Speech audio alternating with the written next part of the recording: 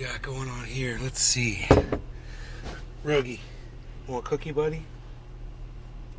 How about another one? Want this one? There you go. What do we got? Who do we got? What do we got? Who do we got? Hey, oh my goodness gracious. Heavy P. Heavy P. Look at you, Heavy P, starting the show. Over there on the YouTubes. Yes, Heavy P, Steve running. Noopy. Iceman. Hey guys. Oh, you guys got here early, man. Okay, cool. Let's start the music. Yes. Prepare yourself. I'm prepared. I hope you are too. Prepare yourself. Our show. Prepare yourself. Got Kafefi, got Dabs, got the Beazle.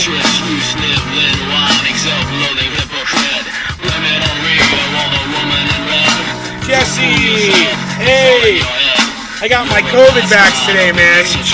Ow, vax injured, man. My whole arm is sore. I hate it.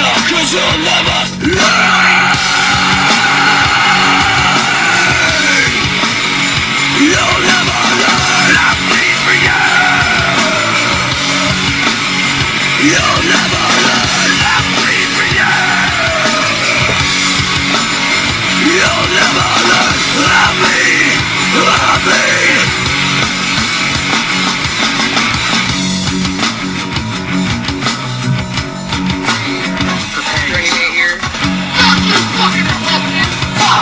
Fuck you, Michelle Bachman, fuck you. Lying and dying is all that you read. Well, that's it from your mouth. Fuck you, fucking Levi's jeans. Fuck you, Fenders. Fuck you. Sick of your loathsome little kid. God is anchor, catching your chips. You still that whining, self-loathing hypocrite. Blame it on Rio, all the woman in red. It's all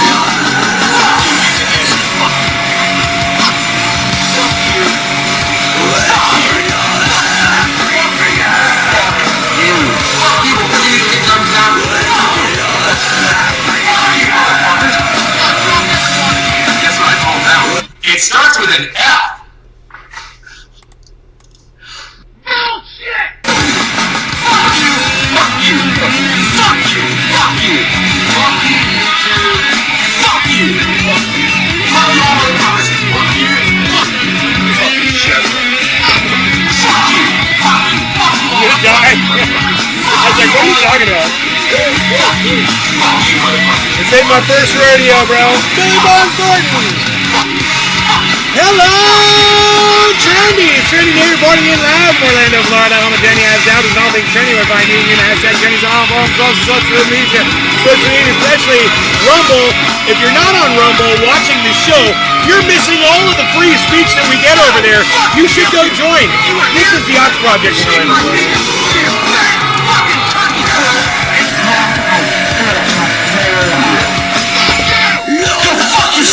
Oh, yes! Yes! Those are the things we say.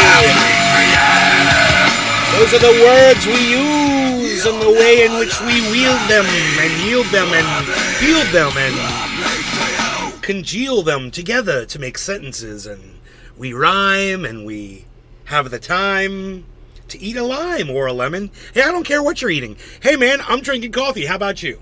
I hope you're enjoying your favorite beverage or food or favorite podcast right now while you're watching this podcast. But I hope you're definitely watching this one too. So vague. There are so many words that start with the letter F, Jesse. I'm going to die. It's so funny. Yeah, dude, I already start with my vax injury. It's the first time I've been vax injured either, man. Last time I got a vax, it really hurt for like 2 weeks. So today is the 13th. We'll see how long my arm stays vax injured for. Damn crazy that Reuters reporter got blown up, lol, but they asked for it. Billy Bong. Was it live? Did they get it live? Did they get the footage live of a reporter getting blown up? Do they have it on video?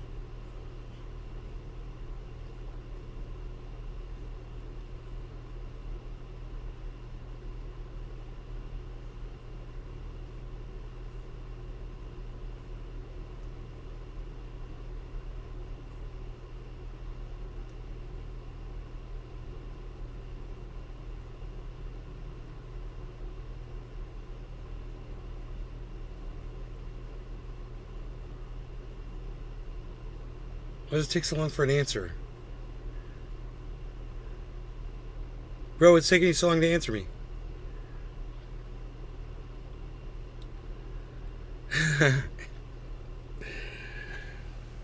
Wouldn't be the first time Israel accidentally shelled some reporters.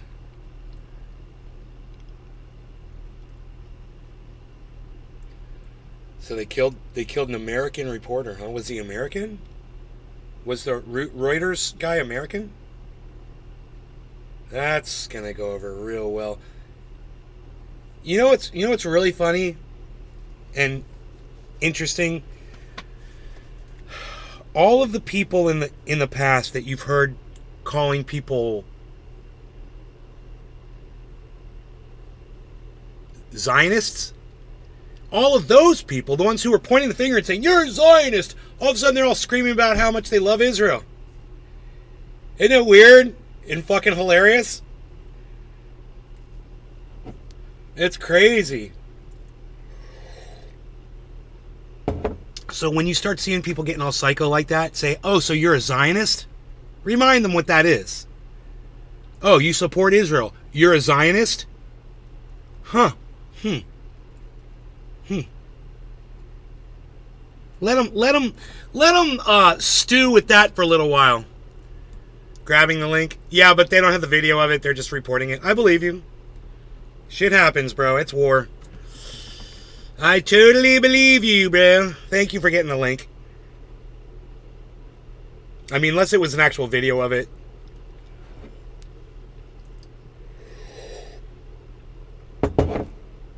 But it's like I said the other day, you don't need to go over there and get yourself killed so I get to see what a bomb looks like.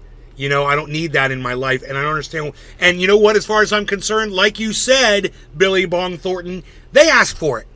You know, they took the job of being an international reporter, reporting on war. They knew what they were getting themselves into. They know the risks. They go for it for the fame and the fortune, you know, and the popularity, and it makes them feel good, and they want to get an award. And hey, man, there's risks involved in that. Not my job to sympathize for them. You know why? Because that's not the kind of reporting I need. I don't need you putting yourself where bombs are, missiles are going off. I just need you to tell me about the situation and let me know if there's anybody contributing to trying to put an end to it. I don't need you to stand out on the battlefield and take fucking shots. You know? It's fucking crazy. Israel is real 2401. I don't know what that means. 2401.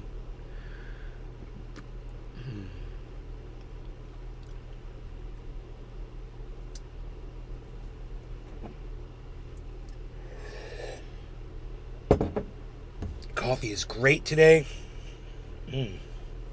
Got my bees chilling. You see him under the table moving around down there.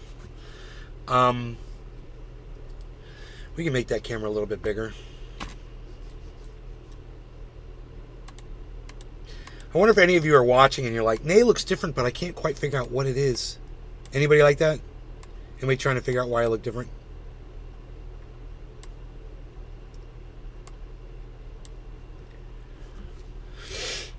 That'd be fun. That'd be a fun little bit. Why is Nay different today?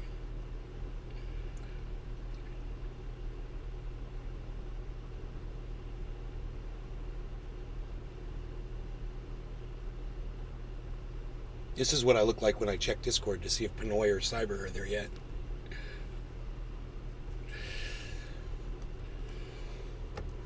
Gastric bypass. No, dude, it's hilarious. I found the footage of them getting blown up, but Reuters censored it. You can only hear the explosion. Wow. That might be worth watching. I've been waiting for this to happen, man. It was just a matter of time. I knew it was going to happen in my lifetime. So when is Israel supposed to raid Hamas? They're already raiding Hamas, bro. This has been going on. This was an immediate response. They're evacuating people. They're going door to door. They brought in 300,000 soldiers that were on reserve. Soldiers that are not battle hardened and not ready for this combat door to door. They are not ready. They've been sitting home playing their fucking video games, eating matzo brie. I'm fucking here to tell you guys, they're fucking not ready for this. And they're going to go in there against battle-hardened fucking terrorists. And there's going to be a lot of loss of life, man. There's going to be a lot of Israeli soldiers killed. More this time than any other time. You'll see. This is going to be the biggest casualty of war for Israeli soldiers, is this Gaza battle. You'll see, bro. I know, because I played this game called 6 Days in Fallujah, and I got a flavor, just a taste of what it's like when you're going around residential areas that have been bombed out like that. Bro, there's no avoiding it, man. Some of those motherfuckers are going to get killed. There's no doubt about it. There's too many places to hide. They create a lot of hiding spots with all the destruction they've done with the shelling. Believe it or not, they make plenty of places to hide. So, yeah, man, these motherfuckers, you're going to see. And Israel's not going to publicize it. They're so embarrassed when one of their soldiers gets kidnapped or hurt or killed. They won't report on it.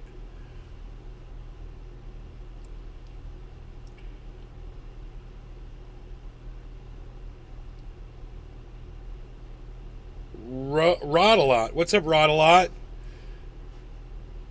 I don't know what MMIW is.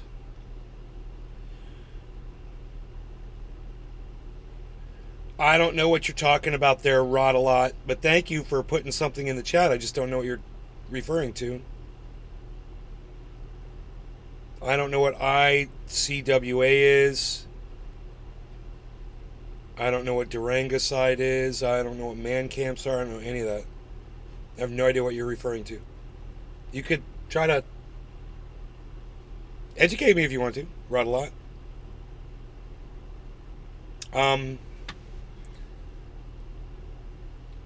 So, yeah, no, not gastric bypass. That wasn't it. Okay. Anything else?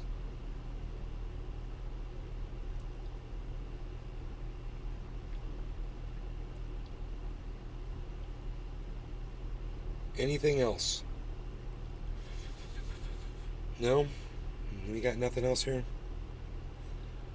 Okay, I did wait. I gave you all time to respond, and nobody responded, so. Okay, we're good.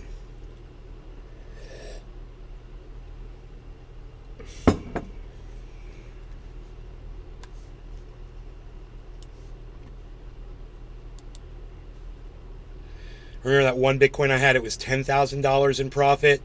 Yeah, now it's only $8,700 in profit. Because that's the way the market works. That's what it does. Okay. What else? Maybe I was watching Day of Rage as hundreds march towards Israel's borders. Holy shit. I wonder what's going to happen with that.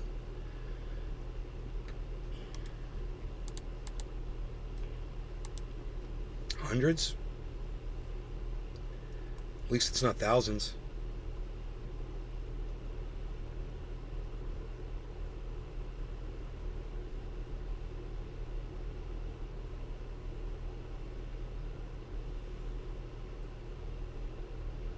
Wow.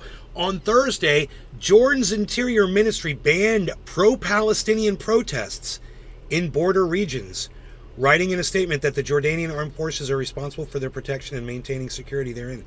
Dude, man, that's fucking crazy, man. You're gonna ban protests? You're just putting a fucking lid on a simmering fucking pot of water. You're only gonna heat it up faster, man. What are you fucking doing? Guys, man, it's like no one thinks clearly in situations like this, and I don't understand how we get in these situations to begin with. It's like we never learn from anything we've ever done. Humanity. It's like all the books and all the educating and movies and internet, everything, and all the communication, and we still haven't figured out how to have peace on this planet yet. We don't deserve it, man. We do not. If we haven't figured it out with all the tools that we have available, we don't deserve it. I honestly believe that. There's too many of you out there that feed into this rage, that feed into this hate, feed into the narratives that you're fed every day. And I can't save you with me and my, I'm looking right now, 7 people watching on Rumble, and it says 0 people watching on YouTube. So I'm sure there's more than that. Thanks, Restream, for that little bit of non-information, or a big piece of disinformation. Let me see how many people are watching. The greatest takes on the internet out of any podcast. You're not going to find them anywhere else. And I've got literally 16 viewers, man. I can't help you. I can't save the world. Social media and my own audience has made sure of it. By just not showing up anymore. So, go watch Salty Cracker, I guess, man. I don't know what to tell you guys.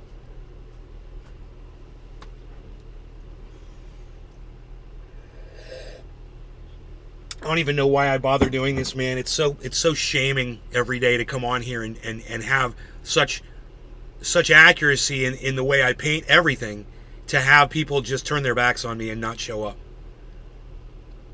Not participate in the chats.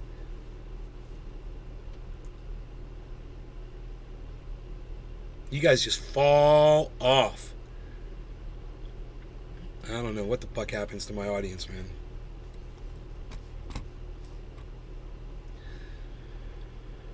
I don't even know why I bothered giving you takes on anything.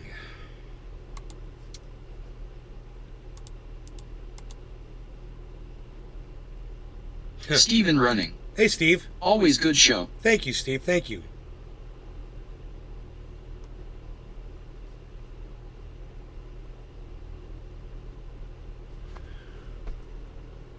Colin Powell died from COVID. I forgot that.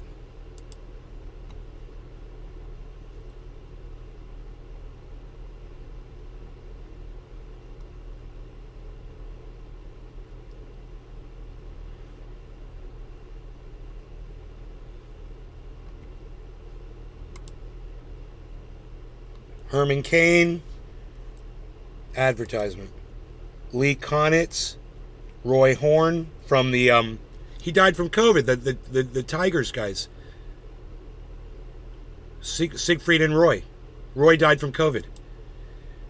Hillary Heath. Advertisement. Dave Greenfield. Oscar Chavez. Mexican protest singer, died from COVID. Troy Sneed, Grammy-nominated gospel singer, died from COVID. Advertisement. Fred the Godson, rapper, died from COVID. English bass guitarist, Matthew. A lot of musicians. You guys notice that? A lot of musicians died from COVID. You wonder why, huh? It's because they got to go out and do these shows. They got to go out and be around a whole bunch of people. I guarantee you. Norman Hunter, English soccer legend. Louis Sepulveda, writer and journalist. Alan DeVoe, cinematographer. Floyd Cardoz, celebrity chef. Advertisement. Jay Benedict, Aliens actor. Oh, dude. He died. He was in Aliens, bro.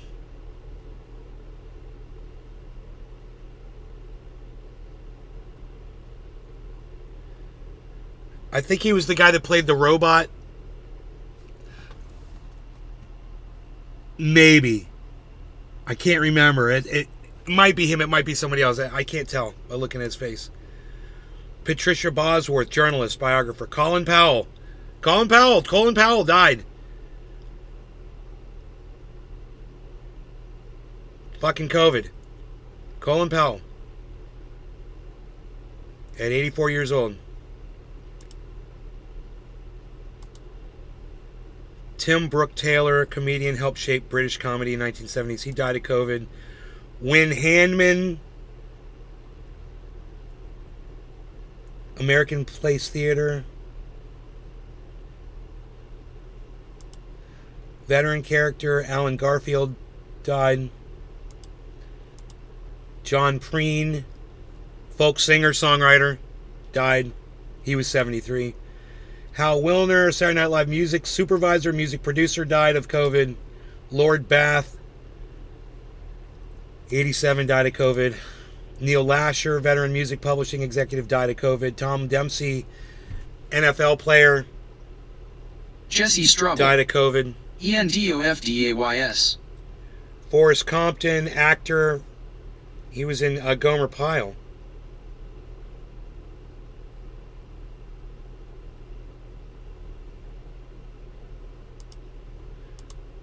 Nick Cordero, Broadway actor, died at 41 of COVID. 41 years old, died of COVID, everybody. After a 95-day battle with the virus. Adam Schleich, singer-songwriter, died of COVID. Ellis Marsalis Jr. died of COVID. Jazz pianist. Former president, French Soccer Club, died. A lot of soccer people die. Jazz trumpeter Wallace Roney died of COVID. Age 59. 59 years old, everybody. Maria Mercader, CBS journalist. 54 years old, man. She's younger than me, died of COVID. There you go, guys. Alan Merrill.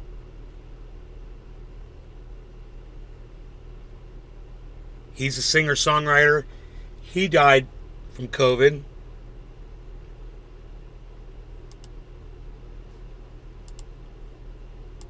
He was 69 years old. Japanese comedian Ken Shimura died of COVID. Joe Diffie, country singer, died of COVID. Princess Maria Theresa, Spanish royal family, died of COVID.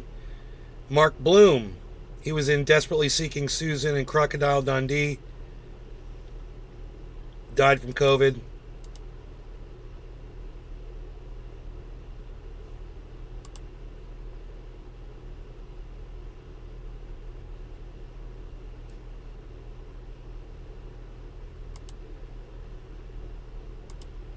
Floyd Cordos, 59 years old, famous chef, I guess, died of COVID.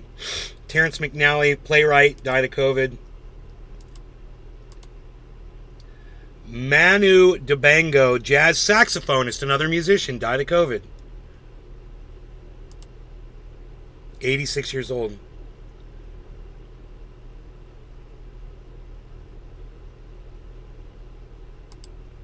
"50 years old, drag queen Nisham Wooden. Lucia Bose, Italian actress,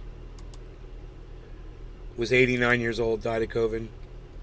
Lorenzo Sanz, another soccer star, 76 years old, died of COVID.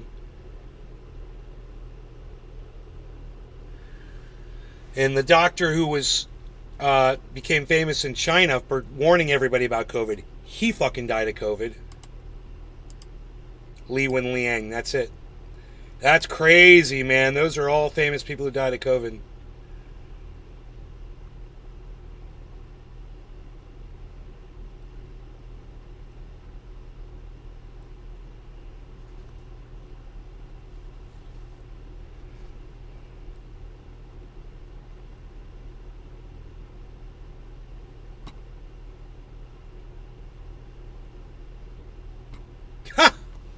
Trump supporter Sean Hannity says that Vivek Ramaswamy is not qualified to be president of the United States.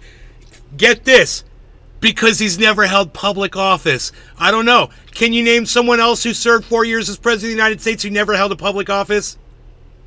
That Sean Hannity licks his ass all the time, so much that his tongue is turned orange?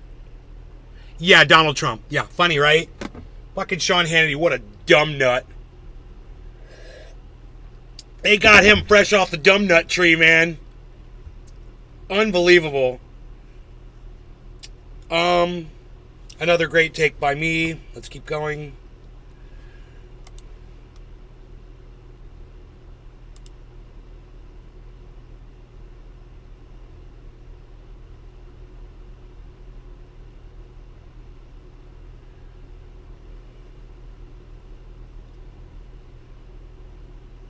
I wonder if this is on video.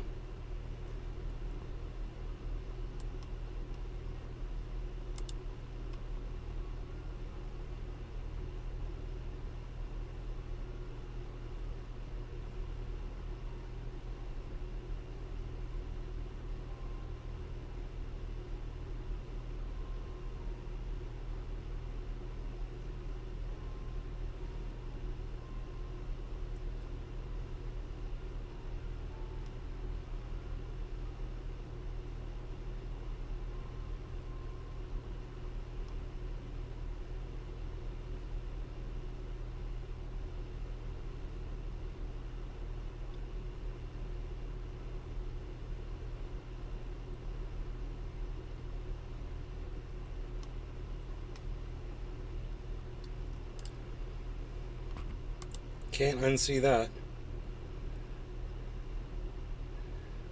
The former owner of Weight Watchers franchises dies. Okay, she looked weird. Oh my god. She looked like she was made out of fucking clone mesh.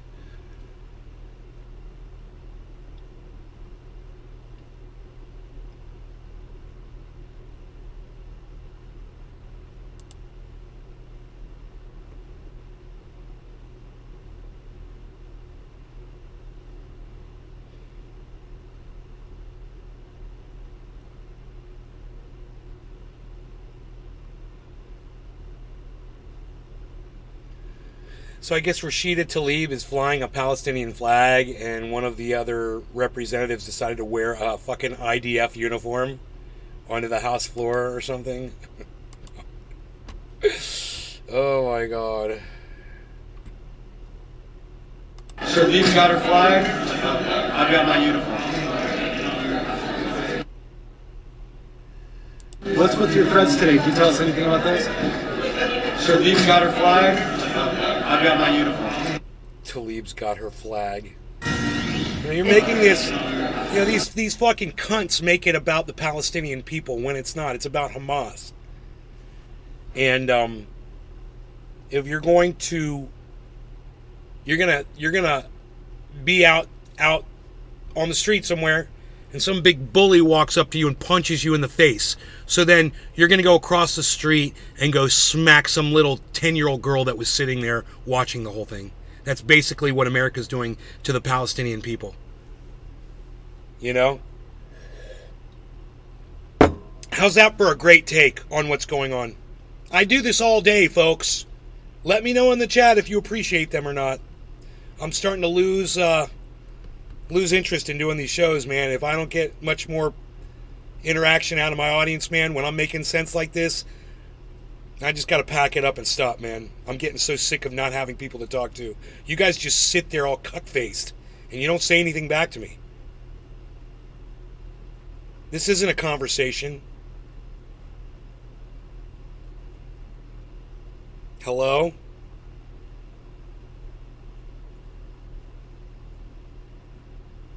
Fucking A, man.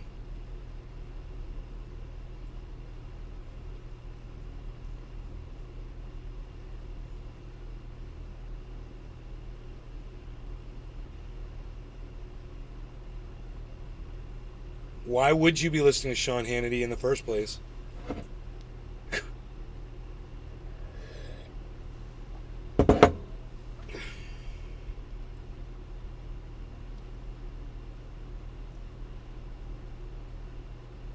I bet you he says a lot of shit that resonates with you, huh?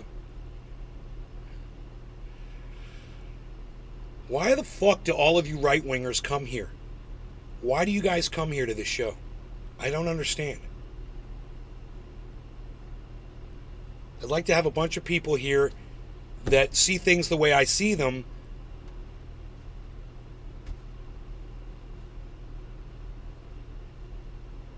Because it would validate my fucking, my perspective. All I get are a bunch of fucking assholes that disagree with me. Or people that just won't talk. I'm assuming that since you're not talking with me, you're disagreeing with me. So go fly a fucking Israeli flag, go march in a goddamn pro-Israel march. You know, go blame the Palestinian people and go hate on them for what the Hamas did, and have absolutely no understanding of anything that's going on in your pathetic fucking reality. And get the fuck off my live stream. How about that? Since you won't talk to me. Just leave. I'll just sit here and get high by myself. I'll turn the chats off, and I'll cuck you out and let you have to watch me while I fucking ignore your chat. You got anything to fucking say to me? I won't know. I'll just fucking, I'll scuttle all the chats.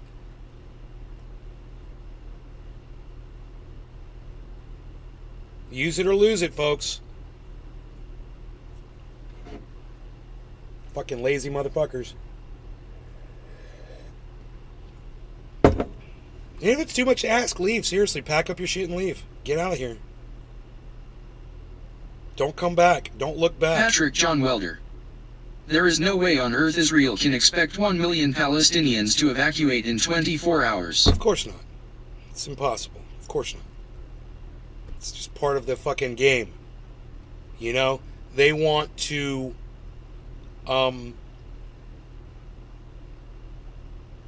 they want to paint a picture for the world so that people like Joe Biden can act like we're all heroes over here, supporting a good cause. Not pulling this guy. And, you know, I guess most of my audience, you know, previous audience members are getting fooled by the narrative. They refuse to come in here and get the truth. Before you leave, let me just tell you this. Fuck you, you fucking cunt. There, now you can leave. Fuck off. Now leave. If you're gonna leave, leave. Fuck you, you fucking cunt that can't talk to me. Fuck off. Now go leave.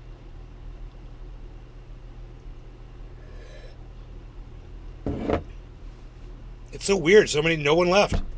Why are you even sitting here? If you're not going to talk to me, why are you still watching? You fucking cuck bitch.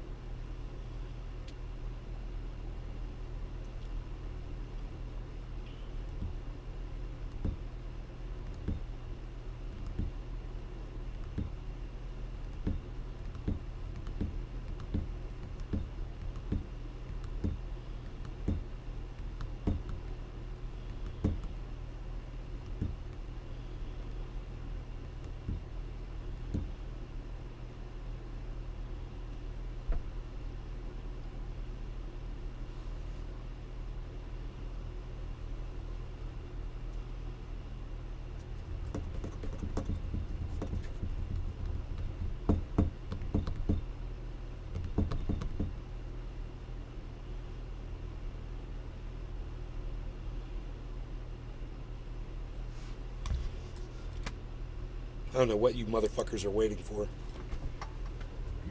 Why even fucking waste your time coming here?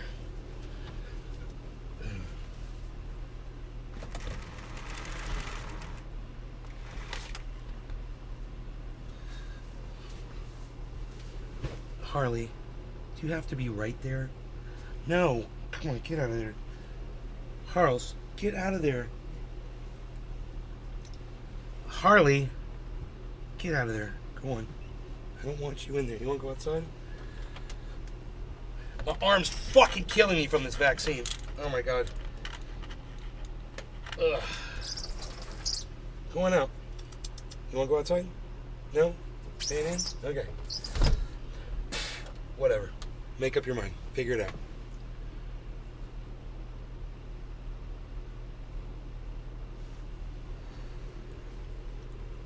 Patrick John Welder. It's not a waste of time when you get better information here than a multi-billion-dollar news network. It's not even so much about the information as much as it is about just the reality, just the opinion that I give you on what we're all seeing. And I'm going to give you the straightest take that you've ever heard, a non-biased straight take on all of it. I've been on both sides. I understand it all. And the thing about me that's different from everybody else that you watch on the internet is I have no allegiances to anybody. You should love that. People should really appreciate that. No one's paying me. I'm fucking paying you. You know, nobody's paying me to say things. I'm looking at shit. I'm trying to give you the most obvious fucking, hey, Buck Biden, what's up, brother? I'm trying to give you the most, obvious,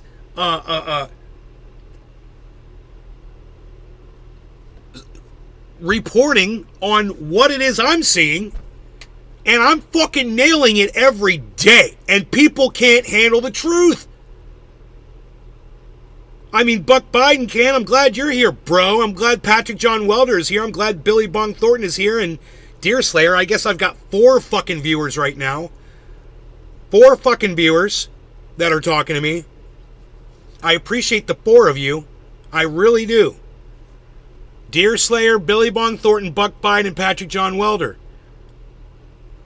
You know? Only guys that are engaging me in conversation.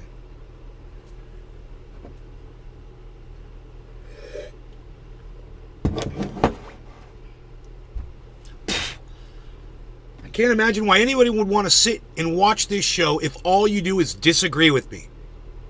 Get the fuck out of here, man. Leave. I'm not here to appease you. I'm looking for people that appreciate this fucking take, man. Not people who disagree with it. I'm not here to fucking debate anybody. You know that. So leave if you disagree with me. You're not going to push me any direction you want. So get the fuck out of here. Just leave. You're wasting my time, and you're definitely wasting your time. Buck Biden, what the fuck's going on? Dude, I give the greatest takes you're going to find anywhere from any podcaster on the internet. I'm going to give you more truth than anybody. I've watched everybody. And I'm telling you, man, there's motherfuckers out there who I love who will not go to certain places, man. I'll go there. I'll tell you exactly what's up. And I might not feel good about it, but I'll fucking go there. I'll give you the take, man. I'll give you the goddamn opinion on the reality of what we're all looking at. And after I explain it to you, you'll be like, man, that makes more sense than anybody. Of course it does. I have yet to find that other person who can't have a fucking narrative. You know, I find great people, but there's always something, you know? There's always something that they cling to. Every single one of them. Every single one. I cannot find a single podcaster to keep it 100% real 100% of the time. And then I'm like, oh, well, let me go look in the mirror. Hey, there he is. Oh, he's a good-looking guy, too. Look at that guy. I would think that there would be at least a handful of people out there who would appreciate that. And all the millions of podcast viewers out there, I think there'd be a good, 1,000 of you that would want to see this kind of fucking content. So understand, Buck Biden, it's frustrating for me when I'm sitting here telling you about, what's going on with Israel and Palestine or the vaccine or whatever, and I'm making 100% sense, and nobody can even respond in the chat. And no one shows up to listen. What good is it? I was watching Destiny earlier today. He had, who knows, when he goes live, 20,000, 50,000 people watching him saying that, yeah, my takes are falling on deaf ears. And I'm like, oh, that's rich. Oh, that's a good one. Yeah, your takes are falling on deaf ears, Mr. Most fucking popular podcaster of our time right now. Yeah, okay. Deaf ears. God, is that what that feels like? Because if that's what that feels like, then I should quit now, man. I should just quit now. If I had 40,000 people watching me and I felt like no one was listening to me, oh, fuck. Dude, I mean, it's okay that I've got 20 people right now watching and I feel like nobody's listening to me. It's okay. Buck Biden's listening to me. Buck Biden is the only person talking to me right now out of 20 people. It's all it's about, brother. You and I don't have the same view on everything, but who the fuck does? Oh, I'm not talking about having the same view on everything. I'm talking about keeping it real with yourself and keeping it real with everybody around you. You know, there's things, there are opinions there we're going to fall on different sides of the fence on. That's understandable. But it's when you have a blind spot and I call you out on your blind spot and you just run like little Chicken Little. You run. You can't handle the fact that I pointed out the fact that you've got a fucking narrative, that you're a hypocrite. You know, oh no, he called me out on that, blah, blah, blah. I can't listen to him anymore. You're starting to put out videos exposing people that tell the truth. That's good. Everyone has lost it these days, bro. I'm telling you. Ben Shapiro, all of them. Dude, Ben Shapiro's always been a fuckstick. What are you, crazy? Dude, Ben Shapiro has never made sense. You got 10 in here now. Yes, that's what I mean. You need to be able to face up if you're wrong. I agree. Dave Campione. Hey, Dave, what's up? Buck Biden. Ben Shapiro is a fucking cuck bitch. I mean, he's a right-wing nut job piece of shit. God forbid somebody supports the Palestinian people. You know? Yeah, they do have large audiences. But what's that say about human beings in general? It says that the average human being that's watching podcasts out there is a fucking idiot. And I can prove it. Go to Kick and go see all the people that watch Dan Bongino, who makes no sense whatsoever. And all of his audience are losing their shit because now all of a sudden they're finding out that he's a Zionist. Wow, boy, that does not go over well with right-wingers. It doesn't go over good with fucking white supremacists. Oh, boy. You know, Christian nationalists, they don't like that shit. It's funny, man.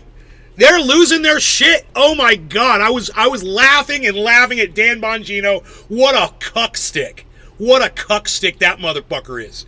You know, the cancer left him because the cancer got fed up of his fucking toxic ass. Nobody's got takes like these. Nobody's got takes like these. Nobody's going to say that about Dan Bongino's cancer. Except for me. Why? Because I'm the greatest that ever was on the internet, man. I'm the greatest that ever was. You guys know you love that fucking shit I just said. So stick around, man. Get the fuck in here and quit being cunts that leave this show. Man, I'd love to just have Chuckles at the door. Everybody that came in through a turnstile, stuck in here, and then you want to walk out, you gotta go past the Chuckles gauntlet to get out. Yeah, that would be great. Go say goodbye to Chuckles first, man. Then you can get out the door. I don't even know who John Preen was. Deerslayer. I'm so sorry, man. I know who Dunham Town is. Roger Whittaker, but I don't know who John Preen is. I'm sorry, man. I'd never even heard of him before. Play the Fuck You song, says Buck Fiden. We already played the Fuck You song. You want to hear it again? We can hear it again.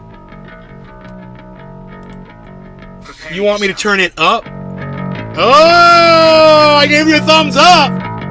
Prepare yourself. You like that? Too late, Metro. You just sent alive on Palestinians in New York City striking for your message. Sent alive. Oh, striking? New York City striking? Right on. Thank you, Chula.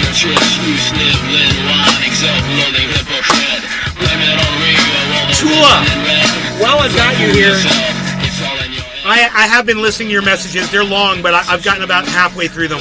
I want you to know that.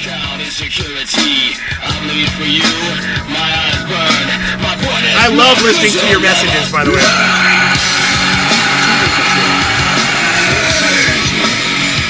Yeah, I know. I gotta tell you, it's actually. Oh, well, thank you for texting me. I'm sorry if this is the wrong time, but I just got right. Look up Prime, get great album. Thought you should know everything is great here. Tropical Thing. No, Tropical Thing. Thank you so much. I stopped the song to talk to you. I just want you to know this, Tropical Thing. I know that Kick is messed up. Every time I go there to make a title, it won't let me do the title. So I'm so sorry. Everybody that's ever watched this show has heard me say you all need to come to Rumble. That's where you're watching me right now. That's what's working right now. I keep seeing a lot of you on Facebook, a lot of you on YouTube, and you're not coming to Rumble. The day's going to come. You're going to forget about me. And you're going to be like, yeah, a year's going to go by. You're going to be like, oh, whatever happened to Nay, man? Whatever happened to Nay? He's gone. Oh, yeah, I'm fucking missing out on all that joy he used to bring us. If I can't get you to go to Rumble now, man, you're gonna regret it. Because we might be on Rumble, right? And then I might say, hey, everybody, fuck Rumble. Now we're going here. We're going to another place. And you won't know where that place is. And then you're really fucked. Then you're never going to fucking find us. And I might even change the name of the show just to give all of my ex-audience members a big fuck you. A big fuck off. Because you didn't fucking listen to me when I told you to come to fucking Rumble. So, hey man, I can only say it a billion fucking times every fucking show and at the beginning of every intro that we do. Come to Rumble, you're missing out. It's the free speech capital of the world. That's where you gotta go. Come to Rumble, Nays Garden Rumble, download the app, come to Rumble. I'm fucking sick of hearing myself say it. And if you're wondering why I'm so fucking worked up today, it's because I got my blood pressure medicine. Yeah, I got my blood pressure medicine, so I can scream and yell and get fucking pissed off again. I don't have to keep myself so calm. All these competing platforms, that's what's limiting the speech. They have diluted all the platforms. No. Dilution of social media is good. We want that. The more social media platforms, the better, bro. There's a lot of people out there, and there should be a lot of platforms. There should not just be one space for all of us. Fuck that. No. Competition is what keeps social media fluid and growing and getting better. If they're not competing with each other, we're just going to be advertisement after advertisement after advertisement. Oh, there's a post from someone I follow. Advertisement. That is all I'm getting now are these fucking ads. I'm telling you, it's only going to get worse. I block every single advertiser on Twitter. I block every single one. I see an ad, I blur my eyes, and I just hit delete. I don't even look at their name to shun them. Carl Best. People do get lost. Cheers no law regarding cannabis. Bro, look, we all have brand names, Buck Biden. We all have brand names. It doesn't matter. If we stick to our brand names, there should be no problems finding this shit. No problems at all.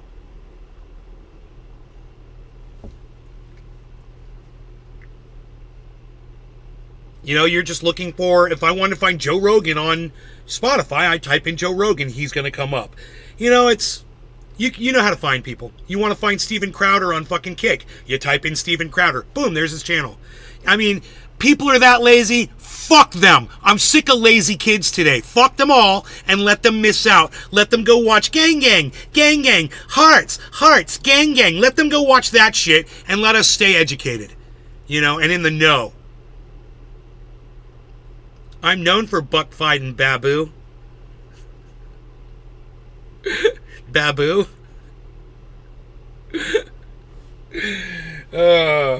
Alright, so anyway, I put a little triage oil on my vaccine injury, and I'm feeling a little better. It's still sore. We'll see how many days my arm stays sore for. And I'll let you know. It's happened to me once before, and I will let you know if I stay injured. Absolutely. Like I said, I ain't got a fucking narrative. My narrative is the truth. You know? Those of you who want the truth, those of you who appreciate it,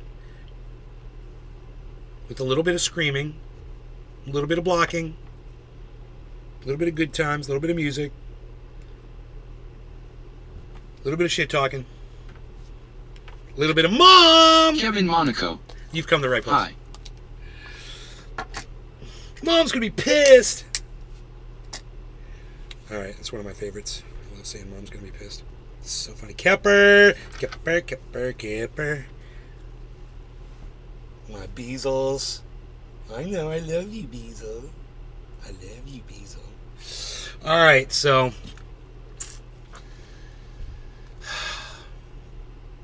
did you take the Nova or the Spike Vax? I actually, you know what? I didn't even ask. I don't even know what it was. I was just like, juice me up, Doc.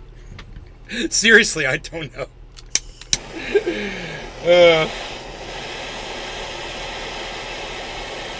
Put the paint in. I'm all ready. Get me all vaxxed and ready for my... I'll go out and party, man. I'm ready to go to bars and hang out.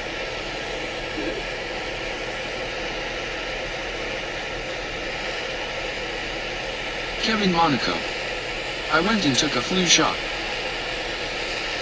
Yeah, I did too. I got the RSV flu shot about 2-3 weeks ago. Kevin Monaco. Today.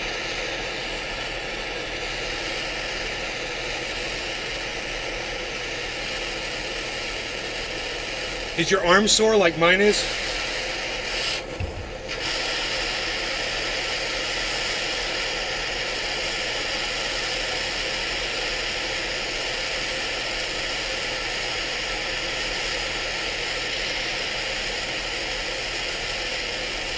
Do they ever talk?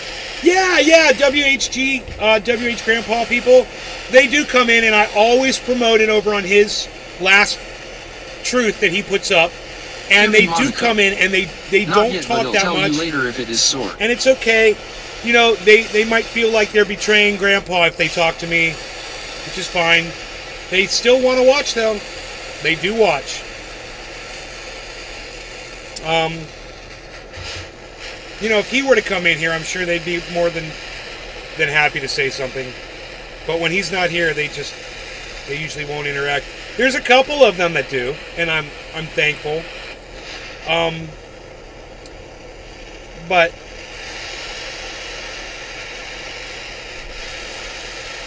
you know, they don't like a lot of the things that I say, and I don't blame them.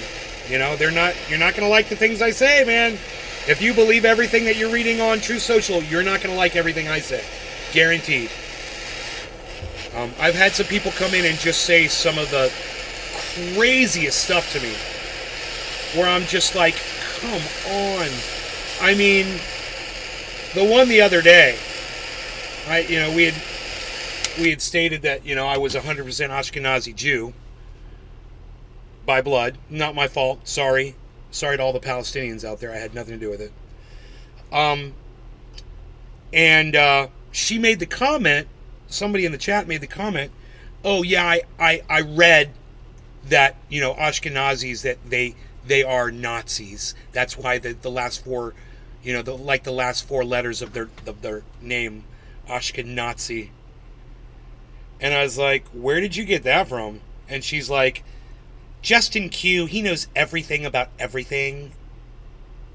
And I'm like, well, he obviously doesn't, and you just proved that, so you're listening to a fucking moron that's fucking lying to you and making you look like a fucking idiot, because then he sends you off to the internet where you can go spout off his bullshit, and he laughs because he knows he's lying to you, but you have no idea.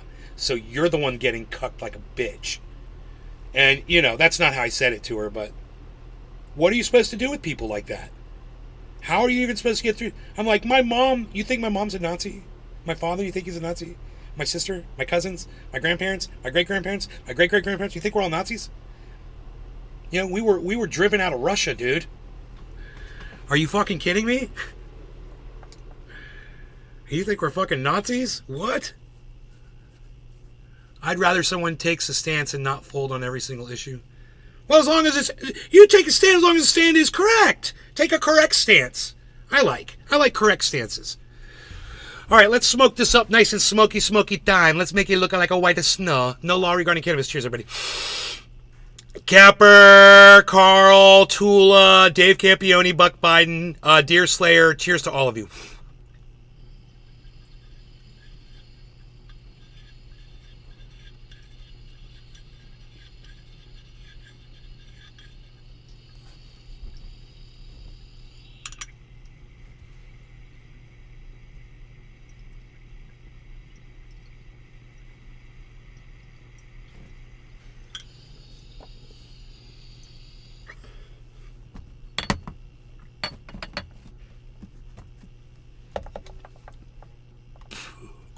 I just started sweating. I turned the fan on, but I'm like, I gotta blow smoke creams first.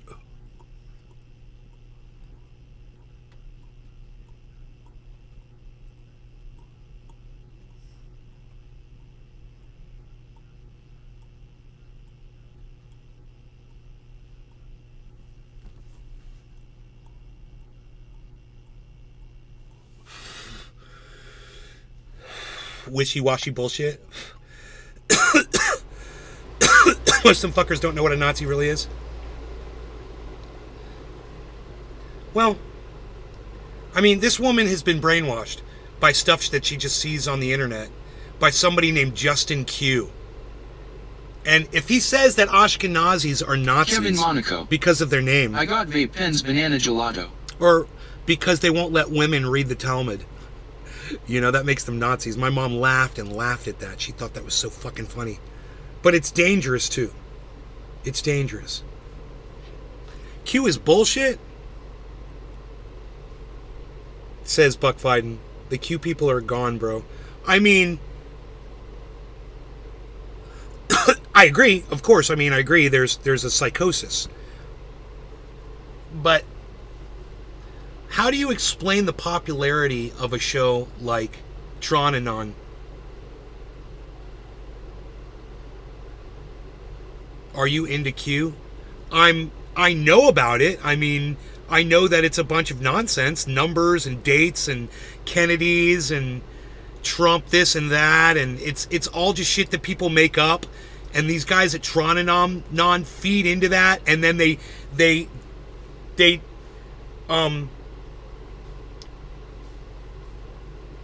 administer that out to their audience as if it's gospel, like they're some sort of priests in some high holy temple, and then, you know, grandpa's entire audience goes in there and worships them like they're gods.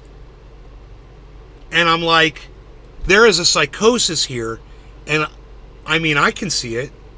Billy Valentine can see it. Some of my audience members can see it, but they won't say anything about it. And then one of my audience members, you know, hippie chick, she just runs over there and starts hanging out with them.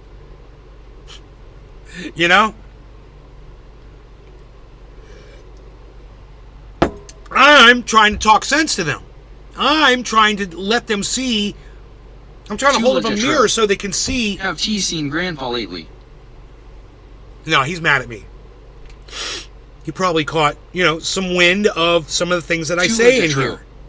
In your lives. Yeah. No, I mean, I tell it like it is, man. He tells his audience to go to Tronanon. I tell it like it is. That's two different animals, man. Those don't comport. If he wants to be friends with me, great. I mean, I was friends with fucking Orlando for over a year. He was a real cult leader. You know, he was feeding his members rats. And if I can get along with a rat-beating cult leader, I could definitely get along with Grandpa. But if he chooses not to hang out with me, you know, that's on him. Yeah, that's on him. I promote my show on his truth every day. 3 times a day.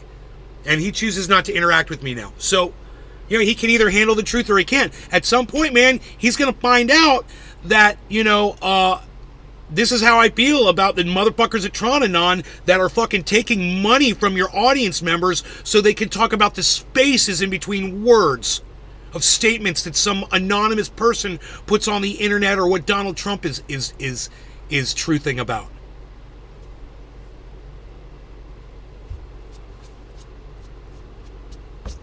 You either come here for the truth or you fucking leave. You know, I'll be your fucking friend, but I'm not going to sit here and lie for you. I'm not going to misrepresent what you are. And I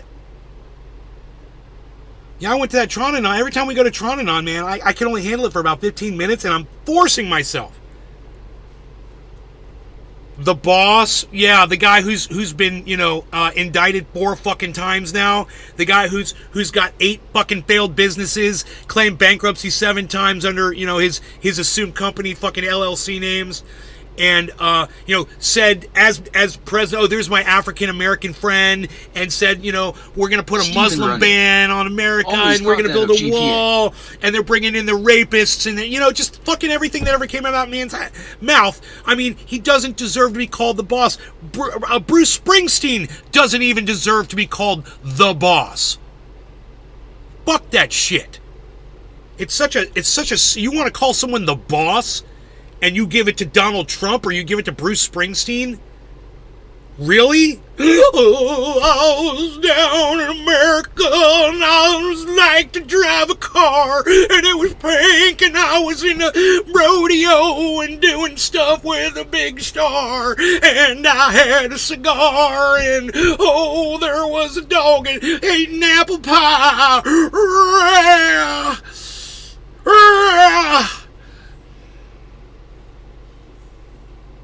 The highway's driving broken down the last Jasper Drive. There's no place left to hide. Together, we'll make it happen and we'll go to places and we'll be your big star someday. I don't know when. Baby, we're getting sad and lonely and stuff. I hate Bruce Springsteen. In fact, this is a fact. This is a fact. Okay? This ain't opinion. If I was given the choice of going to a Bruce Springsteen concert or a Trump rally, I would pick the Trump rally. I guarantee you. That is how much I hate Bruce Springsteen. I fucking hate his voice. I don't like him either as a person. I think he's creepy. Like a child molester kind of creepy dude. You know, I don't like that. If I detect that in you, I think you're kind of like child molesty. Yeah, I fucking hate you. And I get that, you know, I get that from him.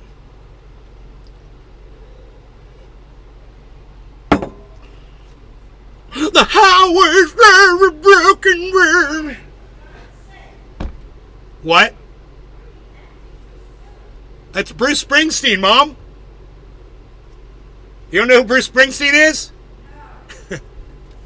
Really? My mom doesn't know. Mom? Bruce Springsteen? The boss?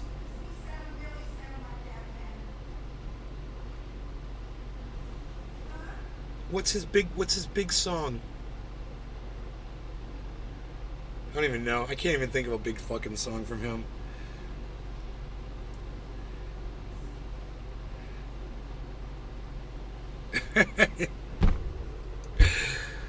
Patrick John Welder. Biden is the boss because if you don't, for me, you ain't black. Tula Tetro. Bruce sprung a Leakstein, lol. Thank you, Tool. I love that you said that. Bruce sprung a Leakstein. Billy Bong Thornton. Dancing in the dark. Even if we're just dancing in the... Oh, yeah. Hey, Mom. Well, dude, stop laying over there. Are you okay? You ever heard that song? Even if we're just dancing in the dark.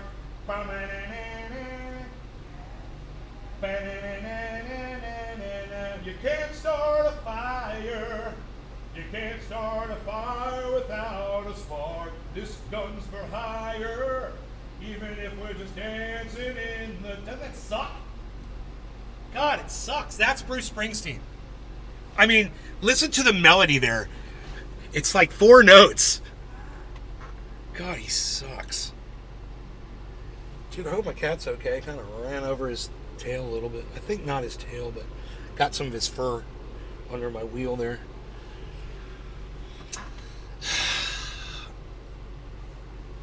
Patrick John Welder. Born in the USA, LMAO. Born in the USA, I was born in the USA, I was... Ugh, God. Tula Tetro. Everything is 3 notes. Creepy molester dancing in the dark. Everything is 3 notes. Pink Cadillac, pink Cadillac. I can only sing 3 notes at a time. There is a note. There's another note. There's another note. That makes 3 notes. All I can sing is 3 notes at one time. That's all I can sing. God, dude. I mean, write a melody, bro. How old are you and you still haven't written an actual melody? God. I mean, seriously, it's all 3 notes, right? Even if we're just dancing in the dark. Right? Fucking 3 notes. Maybe that one's 4. Psst. It's so basic and childish, and the music does nothing for me.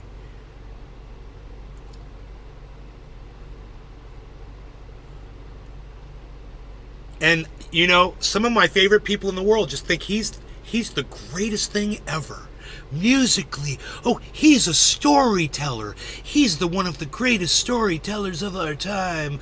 Oh, yes, the stories he told. Oh, such stories in his songs. Oh, takes me back and makes me want to smoke a pipe on my back porch. Oh, the storm rock in my chair and listen to the stories. Oh, the boss. So if that's the boss, if that's what the... Okay, well, I guess the boss means you suck. Tula Tetro. I guess that's what the boss means. I don't like his voice, he's basic. Boss 5.0. That's the boss. You guys want me to murder another song by him? Oh, the stories. It's all about the stories. Oh, I'm into pie. Oh, I'm into pie. Aaron Burnett, I'm into pie. It's about the story. I'm into pie. It's about the story. I'm Aaron Burnett. I'm new on CNN. I'm the new one on CNN. I'm new. I'm into pie. Yeah, I'm into pie. Okay, I've got 4 monitors, and I'm in Dubai. Okay, I'm reporting from Dubai. Billy Bob Thornton. Just so you know that I'm in on Uncle Springsteen's Dubai. lap, it's story Okay, time, it's little on the Timmy. other side of the planet. Okay, I just want to make sure you know that, and that I've got 4 monitors. Okay, I need for you to know I've got 4 monitors, and I'm in Dubai.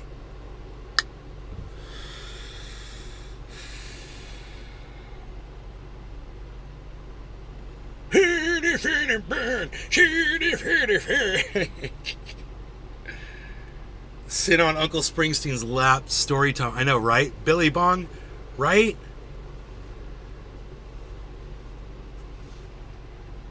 I really wish you guys would come to the Rumble.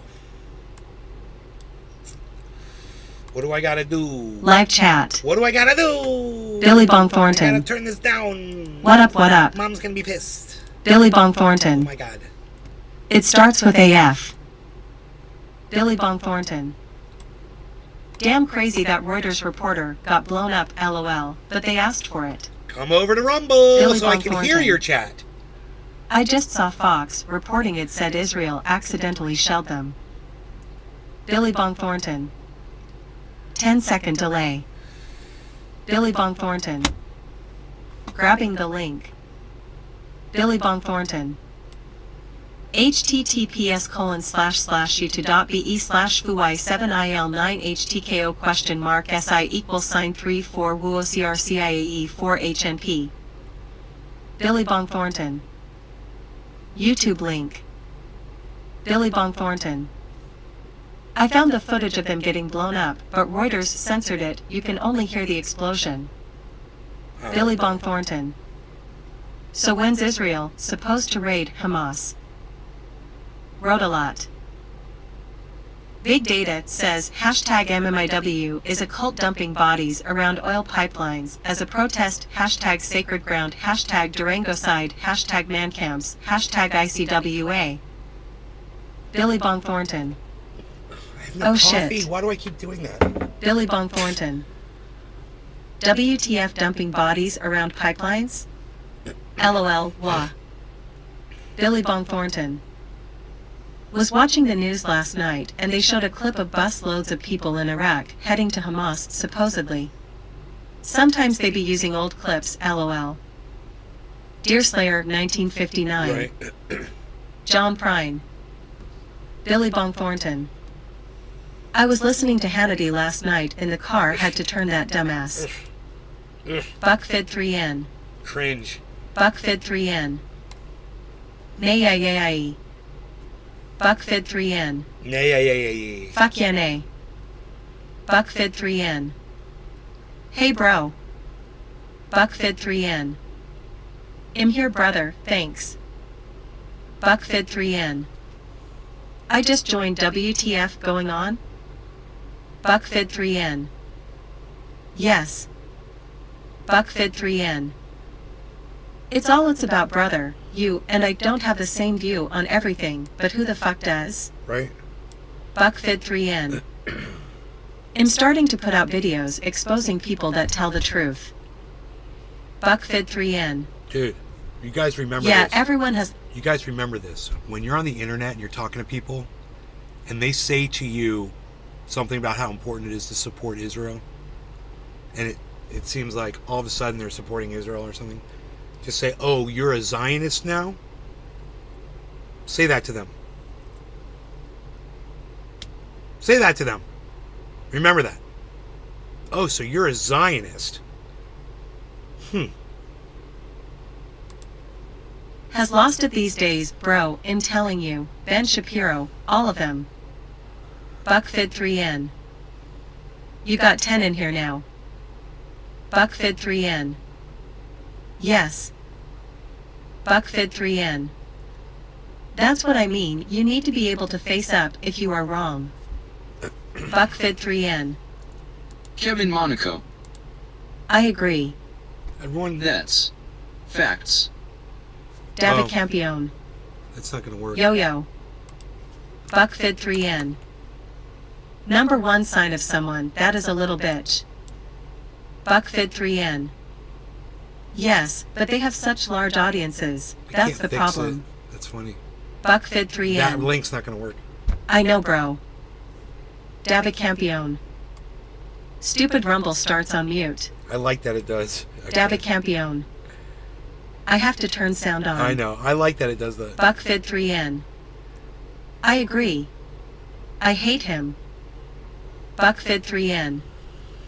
Exactly who is listening to his ass? BuckFid3N. Dan Bongino. What did Dan do now? BuckFid3N. Ha ha ha ha ha. BuckFid3N. OMG, nay. Deerslayer 1959. You know any John Prine songs? BuckFid3N. Ahaha. BuckFid3N. Play the Fuck You song. BuckFid3N. Biden tripped again today, bro. BuckFid3N. Did he really? Did you see it? No. BuckFid3N. I missed that. Tropical thing.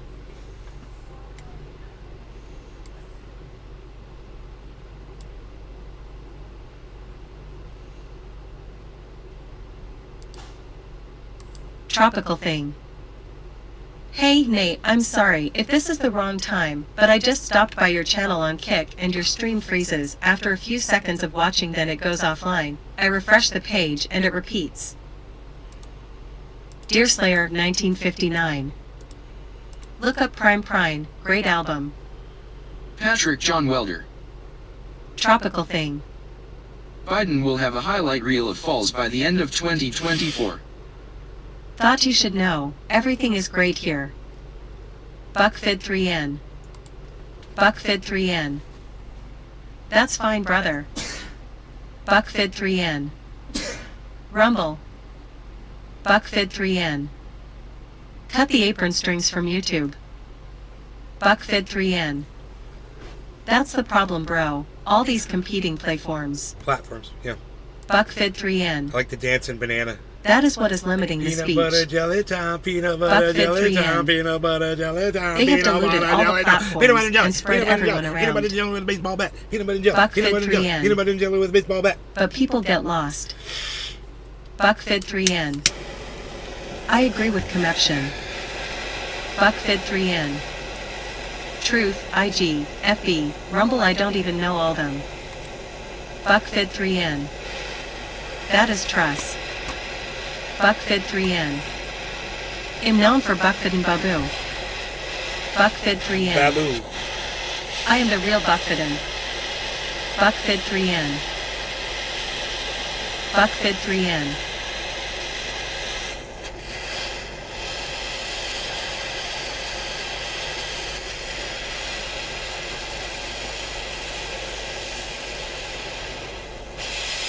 Russia won World War II, right? Facts. For us. We should be forever in their debt. Justin Jefferson. What's good, Nick? Hey, Justin. Oh, that's right now. Hold on, baby.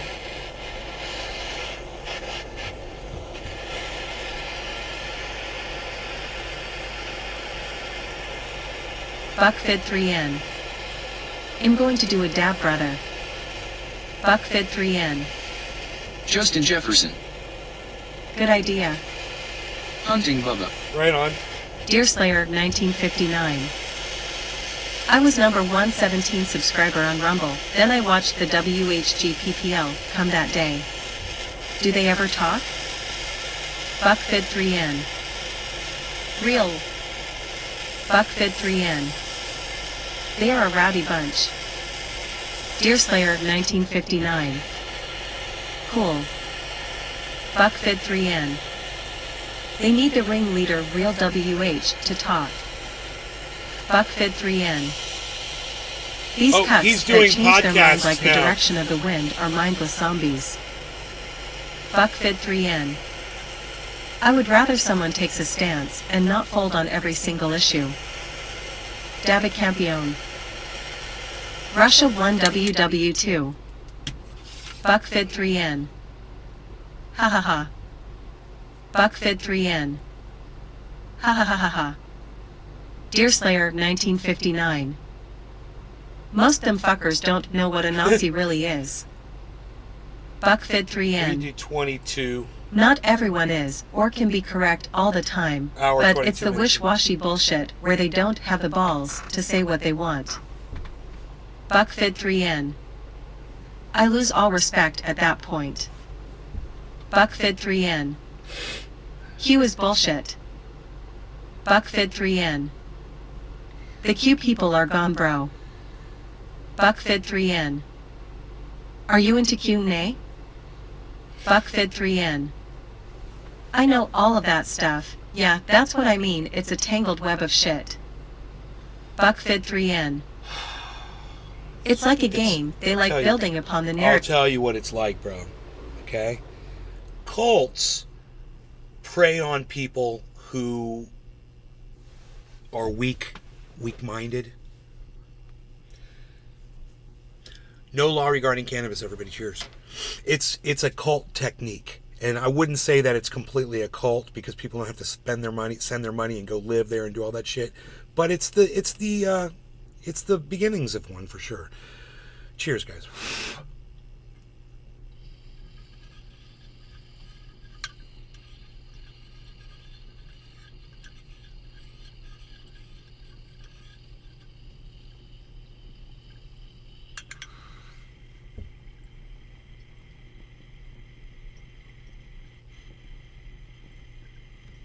Heavy Padilla. Cheers. And you can forget about deprogramming most of those people. They ain't coming back. They're lost forever. It's sad.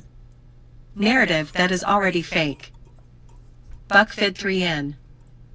YESSSSSS. Buckfed3N. It's wild, bro.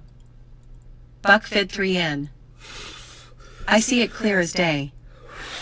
Buckfed3N. What's interesting is when members look at each other and find other beliefs that other members have that are different than their own, and they realize, wait, you're a flat earther? Wait, you believe that that Kennedy is still alive? You know, and then there's complete disassociation from that so that they can all get along.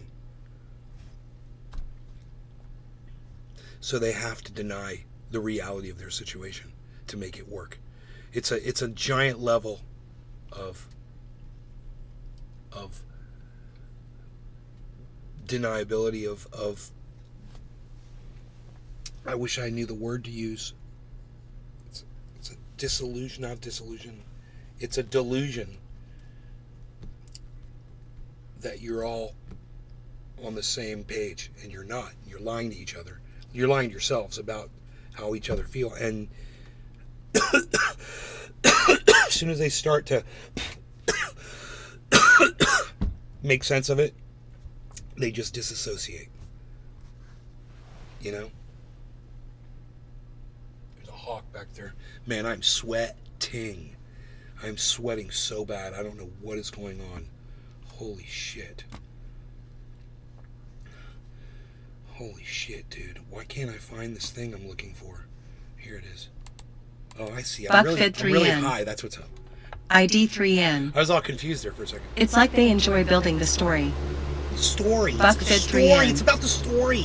I'm in Ha, ha, Dubai. Okay, I'm in Dubai. Buckfed3N. It's the story. I'm Aaron Burnett. I'm new. They are all whacked up, CNN. Aaron Burnett. Deerslayer, I'm in 1959. Dubai. Born in the USA. Born David in the Campion. USA, I Uh-huh. was. David Campion.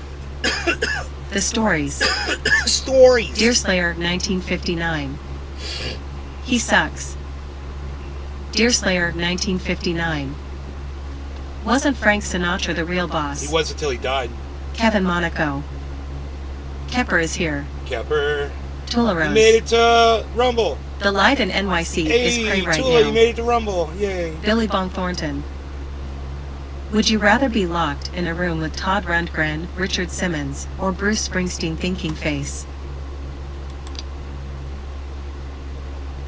Todd Rundgren?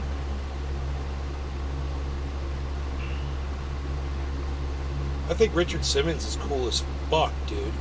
I take Richard Simmons. Richard Simmons. I love the guy. I think he's fucking awesome. So, just tell me what hurt you when you were younger. I just want to know, where does the pain come from? I've been watching some of your podcasts, and I know that you're just really hurt deep, deep down inside, and I want to get to the Tula bottom of that with you. Richard Simmons 2. Tell me where it hurts, Nay. Tell me where it hurts. We're going to fix you together right now. We're going to be strong. We're going to be so strong together. You and I. I've been watching your podcast, and I know there's a little boy inside that's just dying to come out and say, I'm here. I'm here. Now, follow me.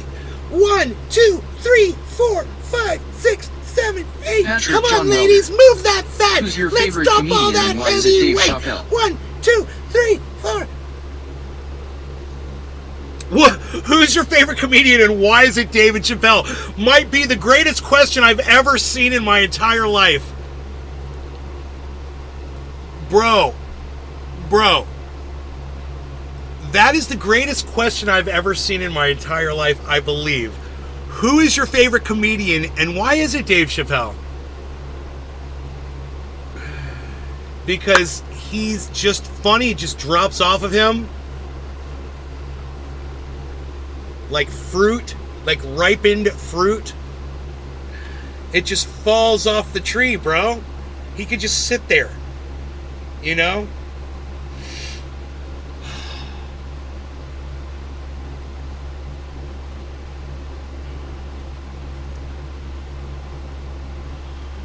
I wonder if Ron Placone would ever parade me out to weigh in on things. Get my take, Ron. It's harsh, but it's true.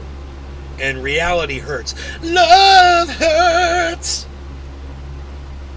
My animals must just be like, whatever. They still hang out with me, though. All the noise I make, and my dog and my cat are right here. You guys are so cute. Case in point. Beazle 1, mini macro micro Beazle. Mini macro micro Beazle. Beazle. My Beazle, I love you, Beazle. Oh, he knows he's on camera and it doesn't make him feel so good. He doesn't like it, he's shy, but the cat don't mind. He's a little camera kitty cat too. Look and go. Look at the sunlight hitting his back right there. I was like, what is that? It's the sun. It's a sunbeam hitting his fur. It looks all fucked up, but it's just sunlight. Little hairs. Harls and the Bees.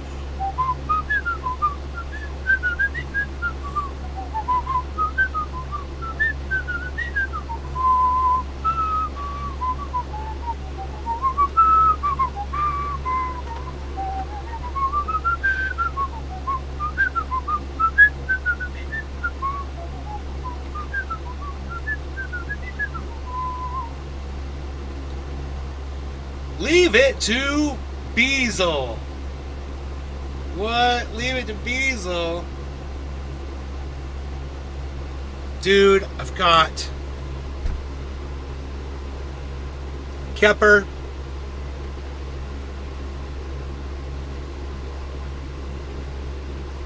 Just saying, Kepper. That's what's up. Back to you, crowd. Deerslayer 1959. Todd. Patrick John Welder. Todd. Tularos. People always put Eddie Murphy above Dave, but I only remember Eddie from Nutty Professor. I Eddie don't Murphy's support funny any as side fuck. who can't work it out without hate and violence. Billy Bong Thornton. Let me say this. Eddie Murphy's funny as fuck. Hands down. But we didn't have David Chappelle back then. You know, we had Richard Pryor. So it was, you know, Richard Pryor was dark as fuck, bro. You know, and Eddie Murphy was like this very, you know, light, you know, but still, you know, he still had attitude, but it wasn't, his comedy wasn't based on dark shit like Pryor's was.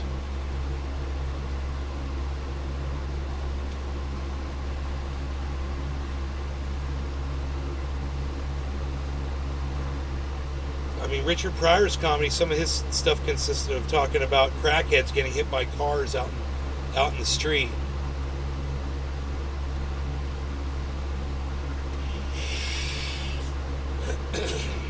Beaslin. You have all the Nazareth albums. I picked Todd too. Don't want to would bang on work. the drums all day. I just want to bang on my drum And all day. 72786. It. Buck It. Fitton. Buck Fitton is in the building. He's a big boy. Oh, Buck Fitton. Buck Fitton's a big Hey, boy. as He's a big always, boy. He good to knows be what he here. said. He said, And I'm funny. Funny how? 72786. What do you mean funny? Maybe your sweating is caused by the vaccine that you got today? No. Maybe not it's sure not. what else you did to make you sweat right now, but that's the only thing I can think of as the vaccine. David Campion. Oh, Aunt, you're so funny. These people down the road from me have a Trump one flag, LMAO. Billy Bong Thornton. Long live Richard Simmons. I'm a pony. I'm a pony. And 72786. I'm a unicorn. Ha ha ha ha ha. I'm a beautiful Deerslayer rainbow-colored unicorn. 1959. Chappelle Williams, Murphy. And 72786. Beazle over there just What? Beazlin. Beaslin, little Beaslin. Deerslayer 1959. Beaslin all day. I have all Nazareth albums. And I 72786. have all Nazareth Eddie Murphy albums. has a new Christmas movie coming out on Amazon Prime All December the 1st. Nazareth albums. And 72786. Don't forget about the old Cat Williams, LOL. Plus, we have a new up-and-coming comedian. His name is Matt Rife. He is super funny. Subscribe. 0/200. What it do, what it do. Here we go. One more time. I shall create content for you now. Content. I know. When's the last time I smoked out of my bong? For this show, that's considered content. No law regarding cannabis, everybody. Top of the hour. There's something going on. It's, this. Why did I just get a feeling that something was just going to happen right here? 26,842. That seems frozen, doesn't it?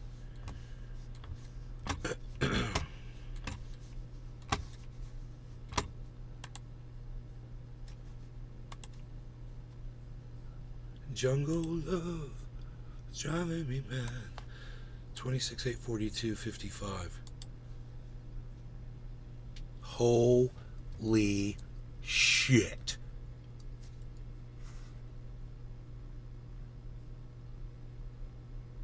Who was I talking to earlier today about? I gave somebody some Bitcoin and I gave them $20 of Bitcoin. I wonder where their $20 is. And then they put $10 more, so they put $30 in while it was down. I want to know where their Bitcoin is now. And I can't remember. Oh, it was Ant. Ant, he's a big boy. He knows what he said. You said it. Ant. Ant. Go check your Cash App, Ant. Let us know where your Bitcoin value is, all right? Tell us for the family. We need the 27103. You guys, we are seeing this happen live right now. Holy shit. Oh my dude, look at this, everybody. Oh my god. We're watching this happen live right now, guys. Oh my god, look. Look at Bitcoin, everybody. Ant. My brother, you gave me $20 in Bitcoin my first time messing with you. Another $10. I know. So where is it now, bro? Now that it's at 27,000, Ant, where's your $30 of Bitcoin at now? I'm just curious. Is it like $30.50 or you guys look at this spike. Are you seeing this?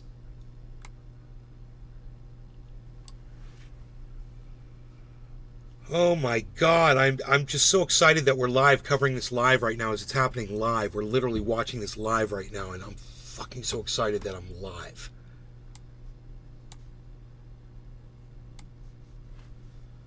Bro. I'm live. Capturing this live. Dude, look at this spike. And you know what it was? It was a double bottom that caused this? I can't remember. A big W formed. I saw it earlier and I was like, that's a double bottom, man, isn't it? But we weren't live. I was just looking in between shows. Holy shit, guys.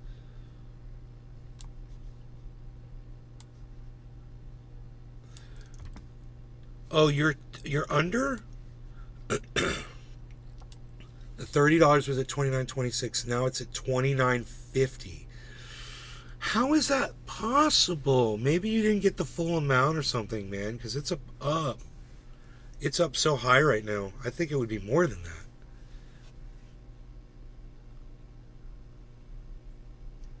It did go up like I mentioned earlier today. You just had to hang in there. It should go above 30. Bro, it should definitely go above $30.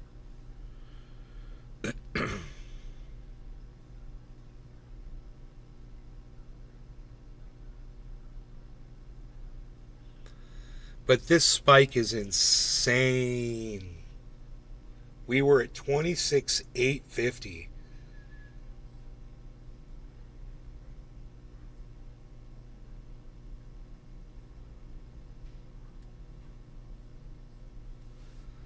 I was under right from the rip when I put the 30 in altogether. It showed 29.26. Now it's back up to 29.50. Okay. Well, I think it's going to go up more, bro. Anyway, I'll cheers to that. No Law Regarding Cannabis. Ant, Patrick, Tula, Heavy P, Justin J.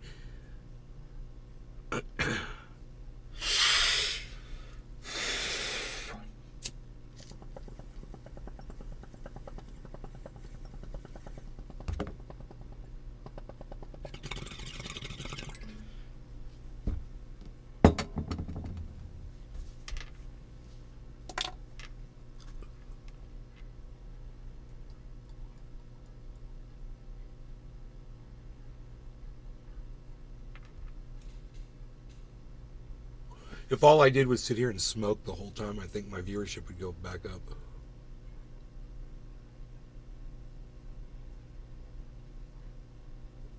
Shut up and hit your bong.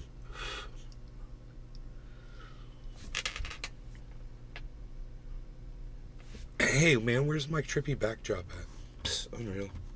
Nobody's even not doing the trippy backdrop anymore, palsy. What are you even not doing? You're not doing that, that's for sure. You're not doing it.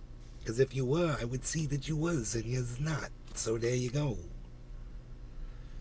So, these mangrove orchids right here, guys, they're starting to kind of spring up a little bit. I believe this is one right here. And there's another one, I believe, right here. There's a whole row of them that I put in out there. They're big ones like that, but they're kind of wilted down.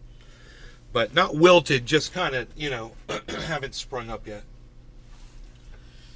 And the centers are starting to perk up.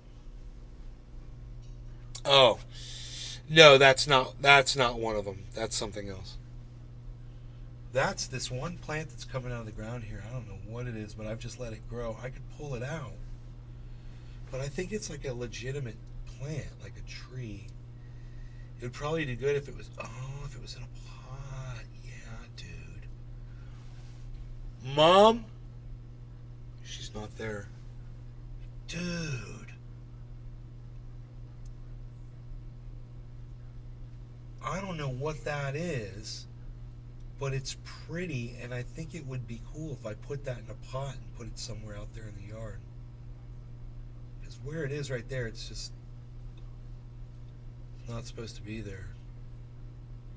Another plant was put there. But I think, I don't know, I think that's kind of a pretty plant. I'd have to ask my mom what she thinks about that.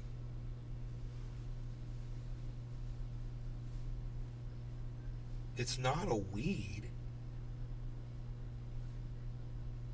It's a broad-leafed, almost like a palm of some kind, but it's a weird palm. It's only got one leaf per leaf instead of having a bunch of, you know, like a hand. But I bet you it is a type of palm for some reason. I don't know, but I could show it to you guys. It's that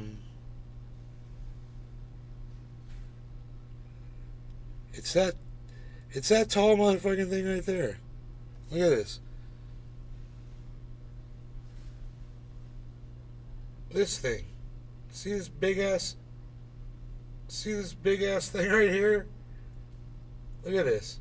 See that? I'm thinking about digging that out of the ground and putting that in. We've got a big, nice pot out front, and putting that in there. I think that would be a big, pretty plant that we could put somewhere. I'll have to ask my mom what she thinks about that. She might know what that is. I don't know what the fuck that is, and I don't see any other ones around here.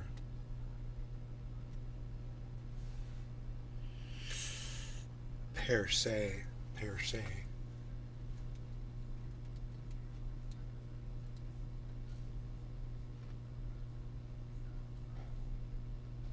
Is that my mom's? Did I just hear my mom's? Mom! Oh, you ain't my mom. That's Shirley Ann. That ain't my mom.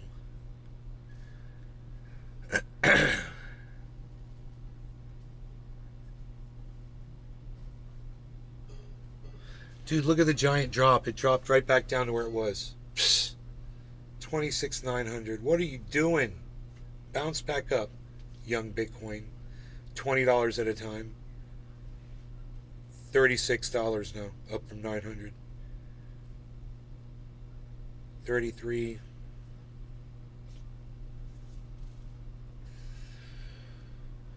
Bro, what's with the hype at this late in the day on a... What is today's... Did I say today's a Friday, bro? Oh my god. It's Friday, guys.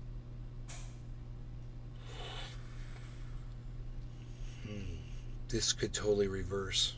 I hope it does not. I need more coffee. Stat. I need watermelon. Stat.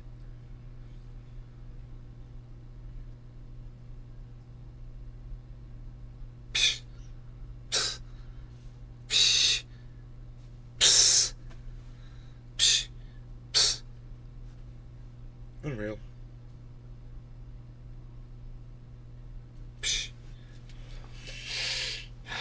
I've got 4 monitors, so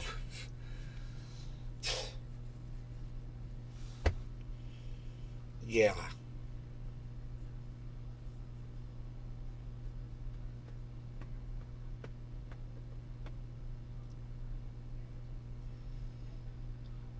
To have the money, I don't know why, but that's what it said, so that's probably why it's lower than $30.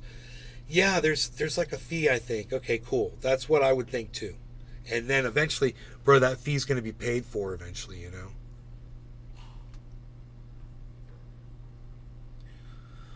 I'm guessing they didn't charge you because you sent me my first Bitcoin, but they charged me out of my bank, adding the extra $10.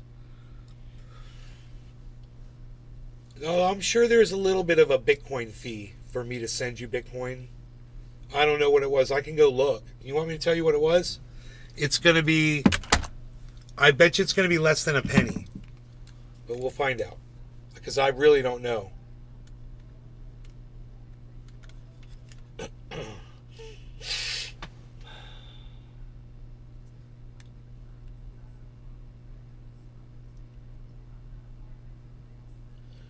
Bro, no fee?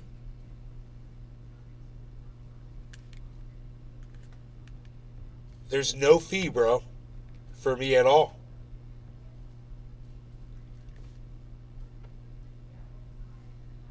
How cool is that?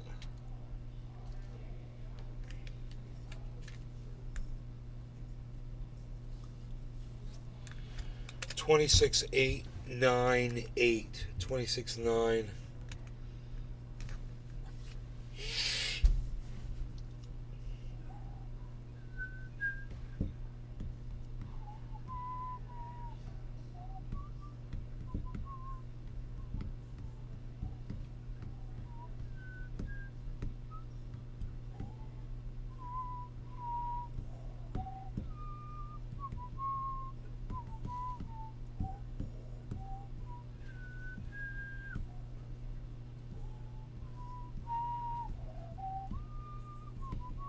My sister said there's some show called The Haunted Mansion or something from Disney World. She says it's really good. Anybody seen that shit?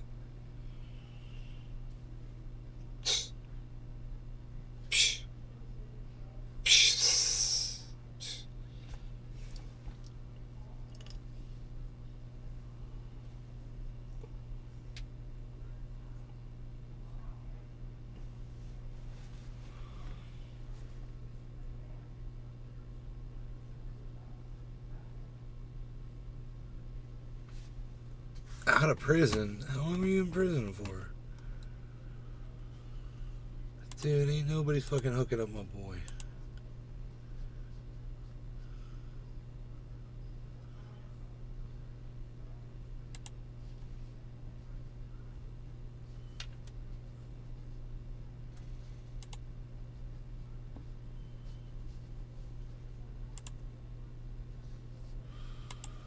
Nada.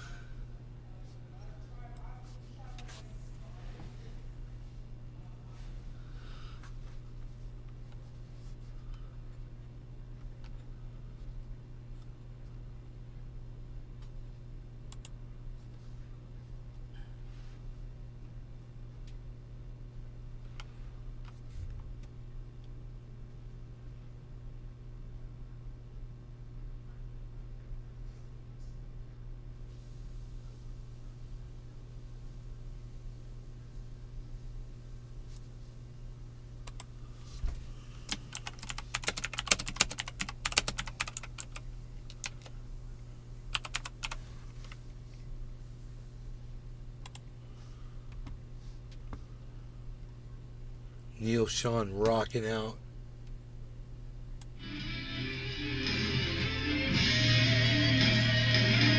DJ Squints. Cheers, peoples.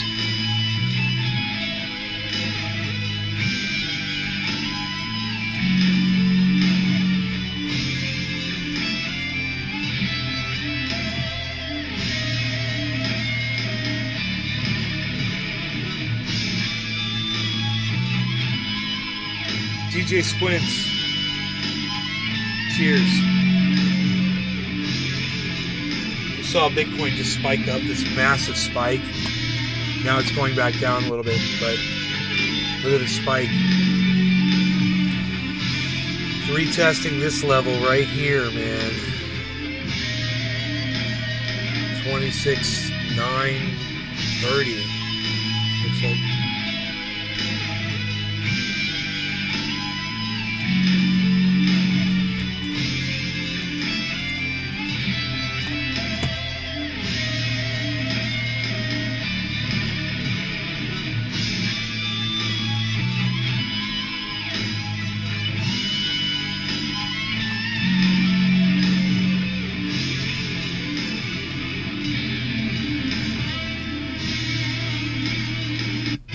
Yeah, he rocks. He rocks hard.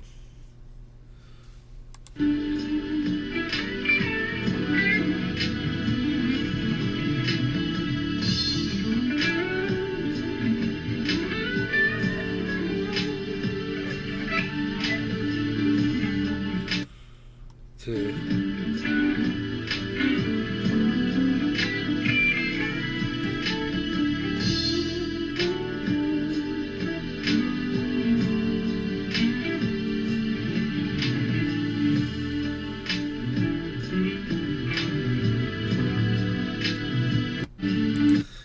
Dude, I can remember playing the Journey video game in the arcade. I can remember going and seeing this local band playing Journey cover songs. They were really good, man. They did it just like Journey. They sounded just like fucking Journey. But the songs were just so great, you know? God, I was a kid.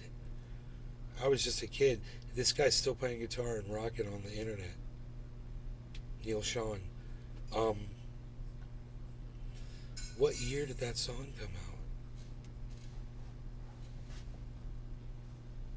out?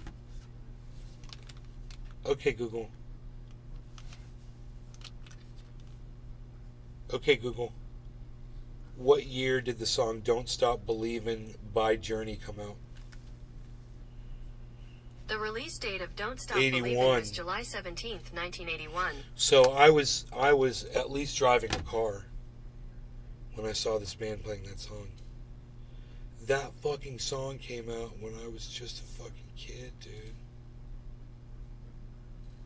It's crazy.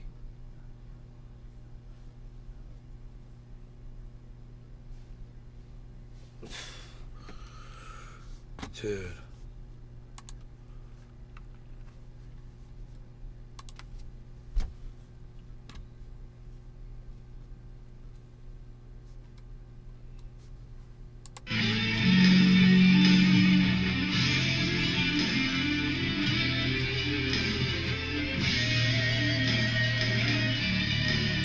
It's awesome.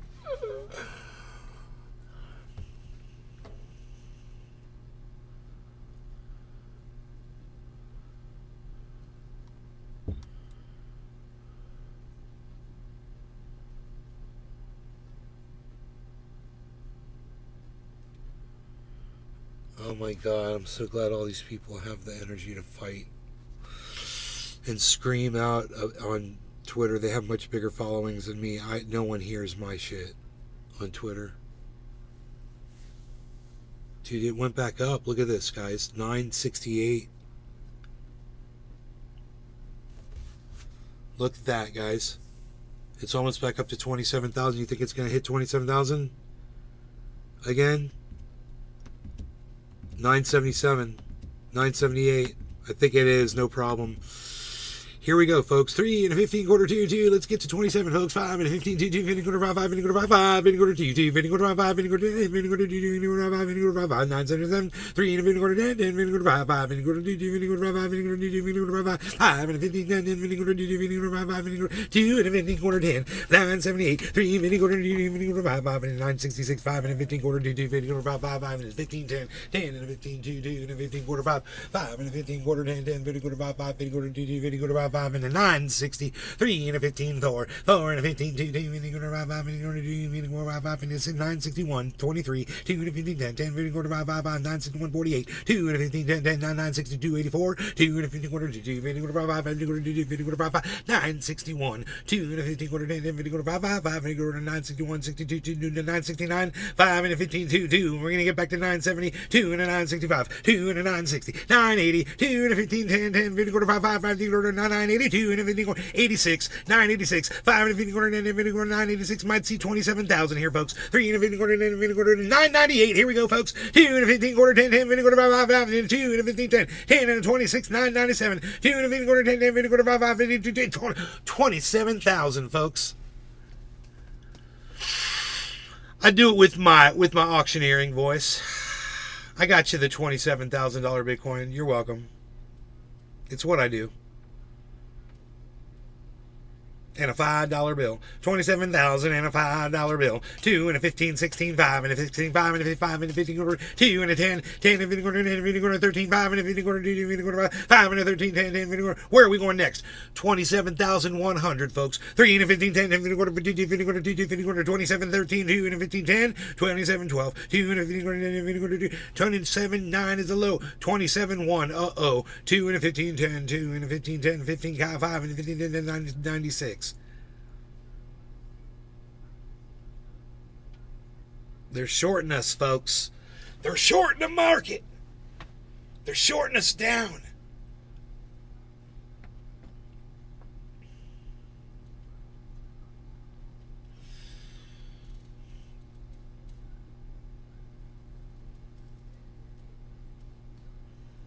We're way up right now, though, on that 24-hour chart.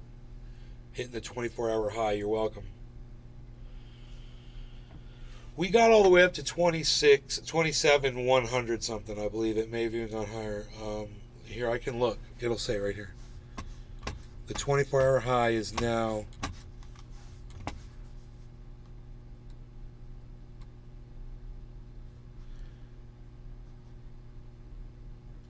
Dude, they didn't mark it. It says high, 26,969. It's so funny, and it's at 27. It hasn't updated yet. Weird. That's weird. I mean, I can leave that on. That should update. I should refresh the page.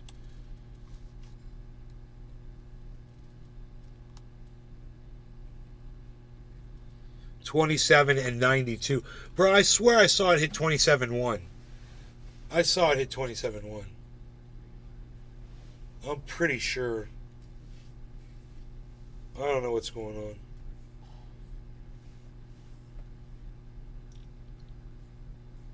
Did I hallucinate that? It's on. I think it's on the show, if it did.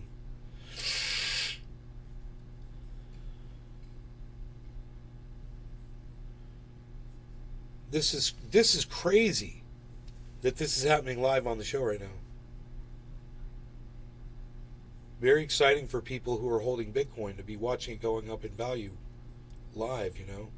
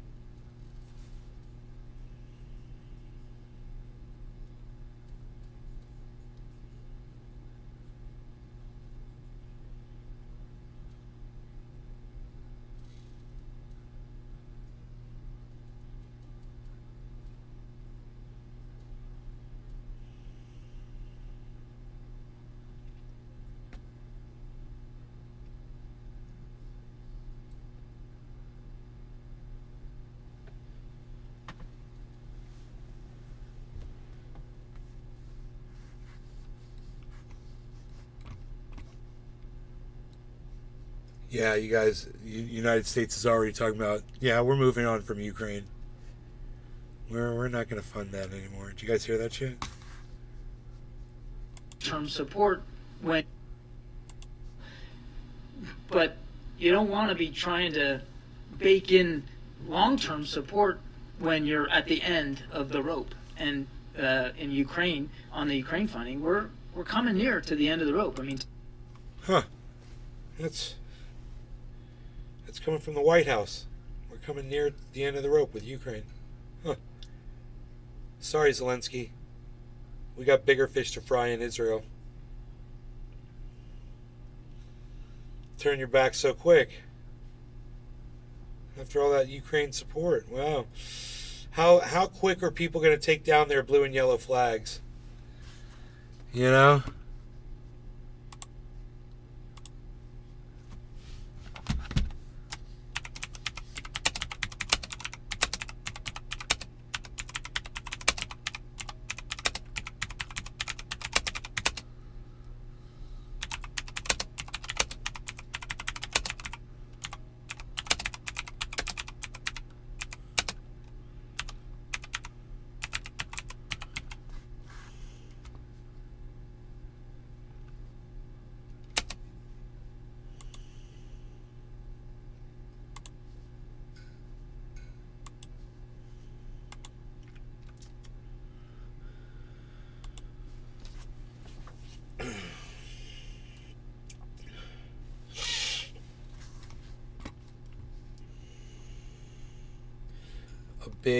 A big support of Palestine protest taking place in France.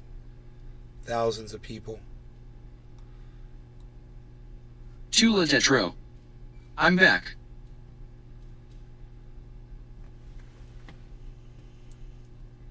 Hey Tula. Welcome back.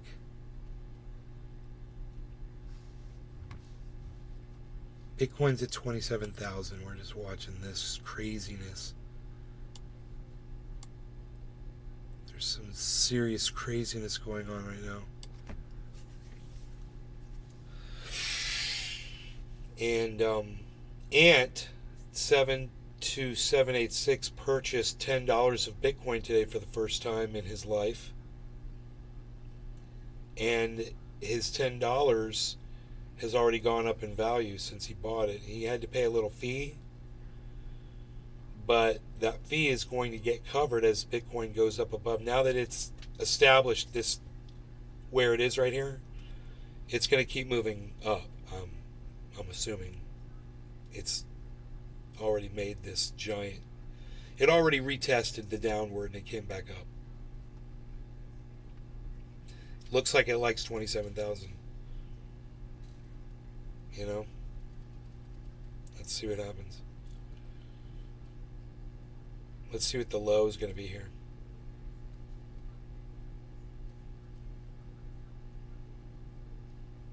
There it goes. It likes its 27,000. That's a good support sign. We'll see how much bouncing it does at 27.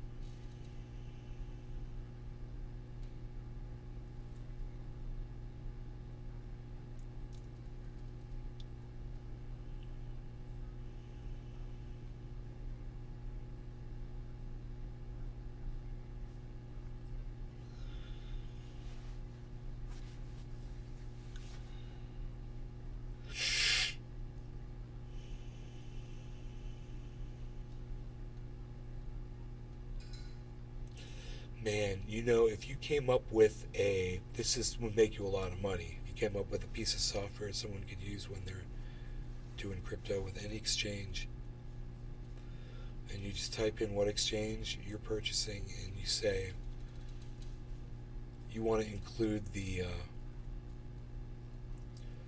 whatever the fee and the offset's going to be to get it right to a specific point. And it did all the calculations for you based on where that exchange was at that moment. That would be useful, man. exact purchases. The thing is, when you purchase crypto, there's always a little fee. Almost always, there's little fees or larger fees or whatever.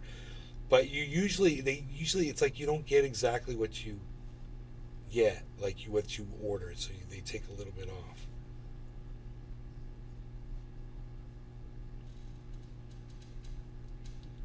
So if you had something that could tell you what the offset was on that, you could get a perfect purchase every time.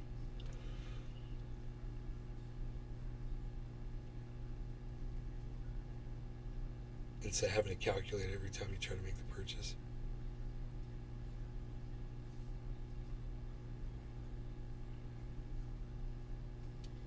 After fucking fees, after they offset the fucking value, I want exactly this much. You know, I want a single fucking Bitcoin, or I want an entire tenth of a Bitcoin, or a third. You know, 0.333333333 of a Bitcoin.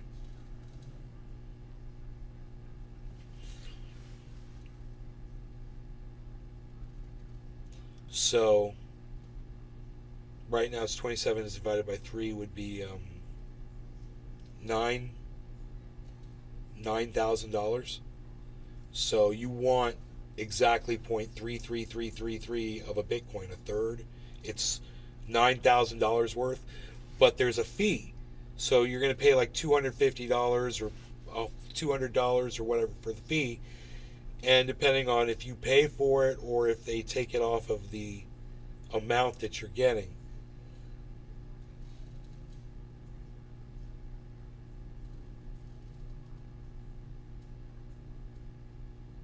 I don't know. Maybe that's not a good idea. That's not a good idea. Forget everything I just said in the last 5 minutes. You know, you guys aren't listening to me anyway. It's cool. Ow, vaccine injured, dude. Vaccine injured, bro. For sure. Oof. This shirt is hurting my arm. I've got to roll it up. And, since it looks like that on that side, I might as well roll it up on this side too, so it looks even. I don't like things being uneven. Yeah, that's better.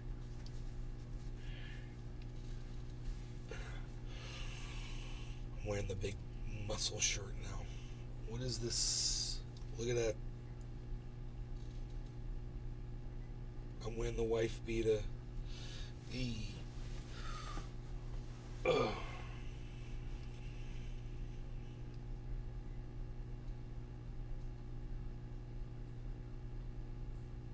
Tula Tetro. Springsteen style. That's all you had to say. That is all you had to say.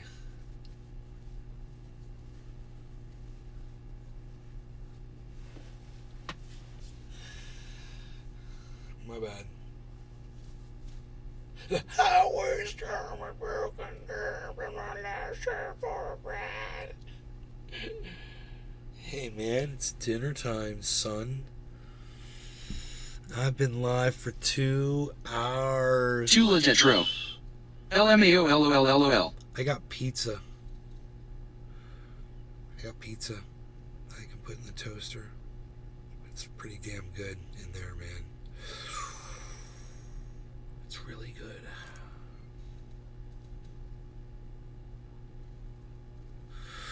Cornel West destroys Dershowitz in explosive Gaza debate. Tula Tetro. MMM pizza.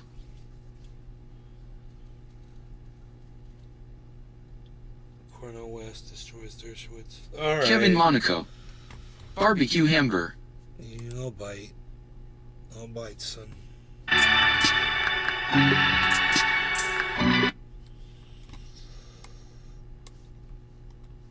Top chat. Where's the goddamn...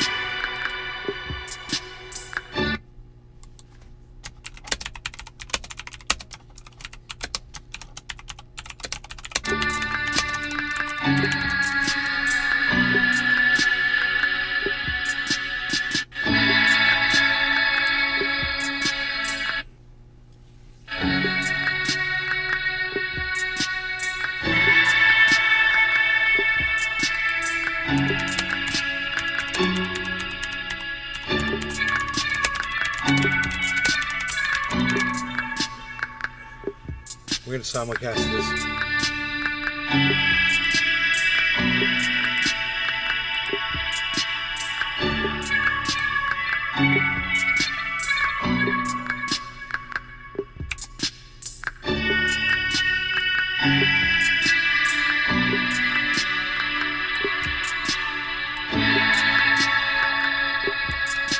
I'm hanging out with Tim Black, watching lots of videos. Gonna tell you no, that ain't my first rodeo. Walking around. It's so weird. Why is that so wide? Dude, why is that so wide?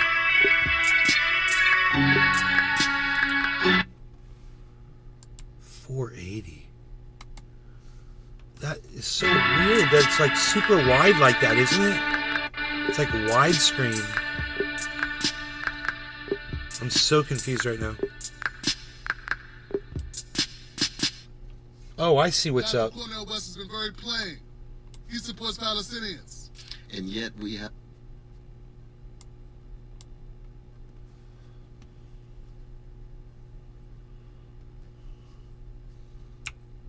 We're having some sort of a connection issue at 720. Let's take it down to 480. I don't know what's happening there. It's weird.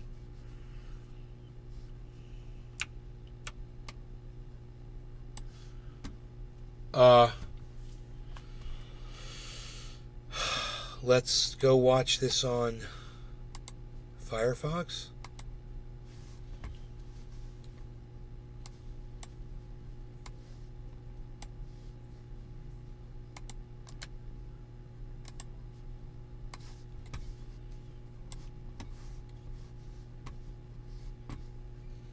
Sean, I call you Brother Cornell. I'm not that happy with you tonight.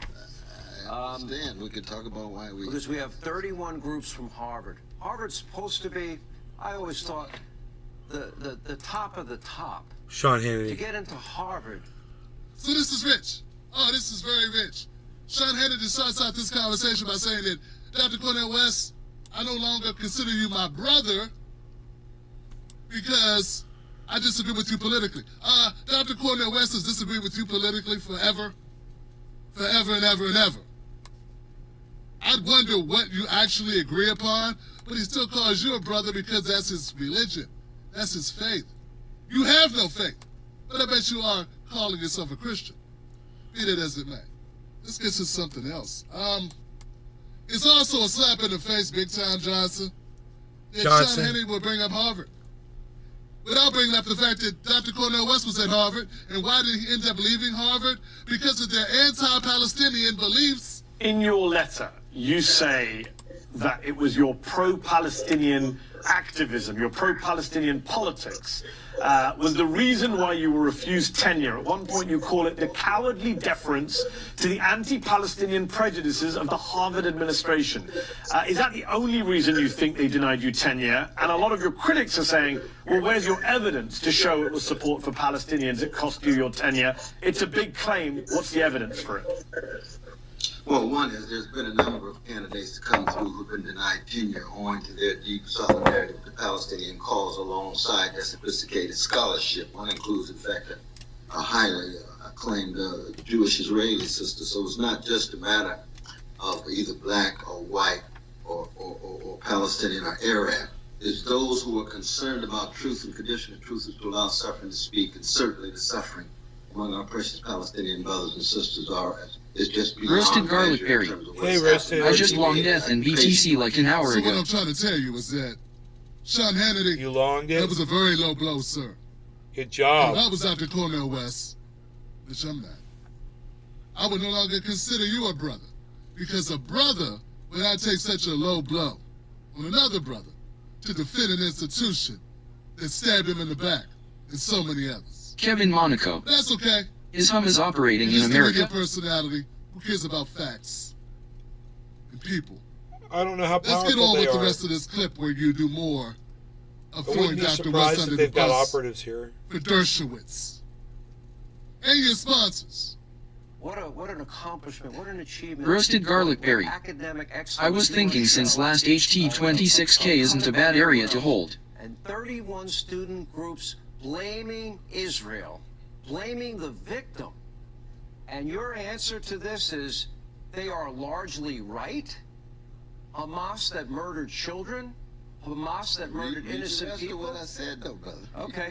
They are largely right, but lacking nuance. No, I didn't say lack nuance. That's the title of the piece. Okay. Actual words were, I'll just be very honest. I got it here in front of me.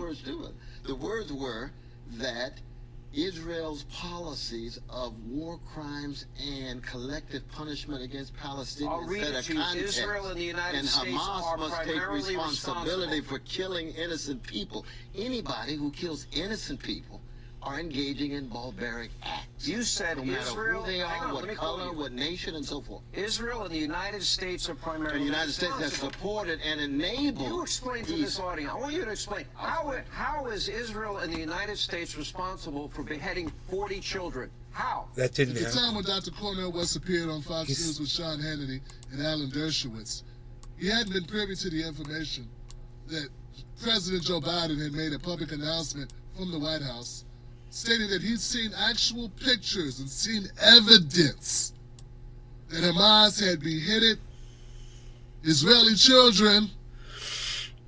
He said he saw it. He said he never thought he'd ever live to see terrorists who had actually did this thing. He never said he saw it. Beheaded children. He said he saw it with his own eyes. No, he said he never This thought. attack was He says, I never a thought I'd campaign of pure cruelty. Not just hate, but pure cruelty. I mean, I've been doing this a long time. I never really thought that I would see and have confirmed pictures of terrorists beheading children. It turns out that was a lie. It was a bold-faced lie. That's what it was. And it's one of the reasons why, man, politics is just so funky and dirty and decrepit and disgusting. And anybody who's willing to go into the arena, you gotta give them a little bit of respect just on the fact they're gonna deal with lies like this. In real time, you want to show, and the guy throws a lie at you, so barbaric, horrifying, and tries to smear you with it. You support the guys that did this, even though Dr. Cornel West has never said he supported Hamas. Like, we don't support the military. We're not a part of the United States military. The guys at Guantanamo who were torturing, that's not you as an American. Kevin Monaco. The same thing goes to Hamas. He's got nothing, so he Palestinians. brings up children. Hamas is an organization. Palestinians are a group of people. That's not the same thing. You can be Palestinian and not be in Hamas. You can be Palestinian and not support Hamas. But I'm gonna go ahead and let this go, guys. I'm so sorry. It's just so pathetic what Sean Hannity does here. The gaslighting is going to be continuous against Dr. Cornel West. And frankly, he doesn't deserve it. Were that Israel's policies of war crimes and collective punishment against I'll Palestinians read set it a to you. context, Israel and the United and States Hamas are must take primarily responsibility responsible. for killing innocent people. Anybody who kills innocent people are engaging in barbaric acts. You said no matter Israel, who they hang are, on, let me what quote color, you. what nation, and so forth. Israel and the United States are primarily The United States has responsible. supported and enabled. You explain to these- this audience. I want you to explain. How is Israel and the United States responsible for beheading 40 children? How? I'm talking about the context. 545 Palestinian children died in August 2004. Not one American said a word. I believe a Palestinian baby has the same value as an Israeli baby. So when you have that kind of vicious hatred and revenge, you get response of hatred and revenge. They are all wrong. They're all war crimes. They're all to be condemned. But you cannot simply look at this particular moment without the larger backdrop of an ugly occupation and the ugly attacks chronically against Palestinians. Those I are want to not give your words. Largely right. Israel and the United States are primarily responsible for this attack. Professor Dershowitz. Well, I complained when Palestinian children were killed, but I explained why they were killed. Here is one of the leaders of Hamas. For the Palestinian people, death has become an industry. The elderly excel at this, and so do the children. This is why we have formed human shields of the women and the children. Hamas Nelly is Susie. the ones responsible Hey, what's up? for the killing There is of something I Palestinian think has to be changed on your channel, which I Hamas noticed. has a term. We could It's talk called about the it in more CNN detail on Discord, strategy. if you'd And the like. CNN strategy is Nelly Susie. induce Israel It would be a into wonderful killing chance to talk about the Palestinian problem children more by thoroughly and using to their come up with a Jewish solution as a shields. Then hook. parade I'd like to the chat with violence you on out Discord. CNN, Would you be and open you'll to see it? what happens. My People username like is Cornel West Aboriginal24. will engage in crocodile tears, blame it on Israel when the entire blame is on the Palestinians, Hamas, for using their children as human shields, and then using their children as shields to permit the killing of Israeli But don't accuse me. What is Hamas's charter? Yeah. I have the same outrage when Palestinian babies are killed, when It Jewish shouldn't babies be or the Israeli same babies. I want outrage. you to have the same indignation Oh. when Palestinians are killed. Not when they're That's killed. Not when they're consistent. killed by Palestinians. You can't make Where's a the moral kind of comparison when Nazi kids were killed in the bombings of Dresden. I didn't have the same comparison when Jewish kids were put in gas chambers and crematoriums. You're a professor of theology. Don't you understand the moral difference between deliberately murdering a kid and having collateral damage because there are human shields? You're running for president of the United States. What would you do? Wait, let me tell you, let me ask the question. Let me ask the question. Okay. What would you do if terrorists were firing at American children in America, and the terrorists were hiding behind Palestinian children? Would you allow the killing of Americans to continue, or would you go and get the terrorists, even if it meant possibly collateral damage on Palestinians? What would you do? I'll tell you exactly what I would do. First, truth and morality tend to be two casualties in any context of war. I would want to tell the American people the truth. I would tell them what the context is, how we found ourselves in this situation. I would not jump for a military invasion and a genocidal attack on a genocidal attack on Gaza. No, It's not a genocidal where are they attack. supposed to go? When You're where are they killing supposed to go? Now, terrorists. this is like Warsaw, 1943. Where do they go? Where do they go? Yes. Let me tell you where they go. They go to the UN. UN is from keeping Gaza to they Geneva? go. They go to no. The UN has places in. Well, I'm sorry. I want to see if I can make this more clear. God, it's that 720p? Holy shit, dude. I don't know why it's so blurry. I guess Tim's in Gaza. They watching go it to in low quality. UN people have been killed in the last few days. They go to Egypt. They go. Egypt, how they wait can't a minute. get out? Let Come me on, make another brother. thing clear. No. Gaza City is very dense. Absolutely. But Gaza It's itself, the Gaza Strip, there's lots of room. The Israelis have said, get out of Gaza City. Go to Rafah. Go to Khan Yunis. Go to other places. And you know what Hamas With is no saying? water, no Wait a food, minute. no electricity, You know what all Hamas in is dark. saying? Hamas is saying, don't go. Oh, I'm not here to Don't defend go. Hamas. Well, you are. Oh, I'm not defending Hamas. Wait a Don't minute. you ever lie on me Did like you that, brother. ever- I'm defending the suffering of Palestinians. I want to hear how. and Hamas I itself wanna hear- committed war crimes. I want to hear you say. Anybody who commits war crimes are barbaric. I'm saying that explicitly, but I want you to say if the Israeli Defense Forces are killing children, No. are they barbaric too? No. Are they ever barbaric? No. If they target children. Yes. Have they ever targeted No, children? They have absolutely never, ever, never. Never in the history 78 years. have they ever targeted a brother, child you got to get off the deliberately. crack pipe, man. off Please. the crack Dismissed pipe. the gaslighting displayed by Alan Dershowitz You got to are get off the something to behold. crack pipe, I don't think brother. I've seen this amount of throwing it against the wall and hoping it sticks, saying every horrible, derogatory term, and then not let the guy talk, and then Sean Hannity also just cutting in, making sure the Dr. Cornel West does not get a thought out, not being able to express himself. And all they really did, folks, is the people that are discerning. I'm talking about critical thinkers out there. You're out there. I know you exist. You hear someone talking over, you know what? The argument is garbage. I also believe that most people are smart enough to realize that Dr. Cornel West is not saying Hamas is good. He's saying you cannot treat people this way. You cannot put people in an open-air prison camp under apartheid conditions for 17 years to just show up and say, get in the cell. You're in these confines. You do what we say. And strip them of their rights, their pursuit of happiness. Strip them of their ability to move around. Strip them of their ability to pursue goals, ambitions, to take away everything from them, to treat them like less than animals, to refer to them as less than animals.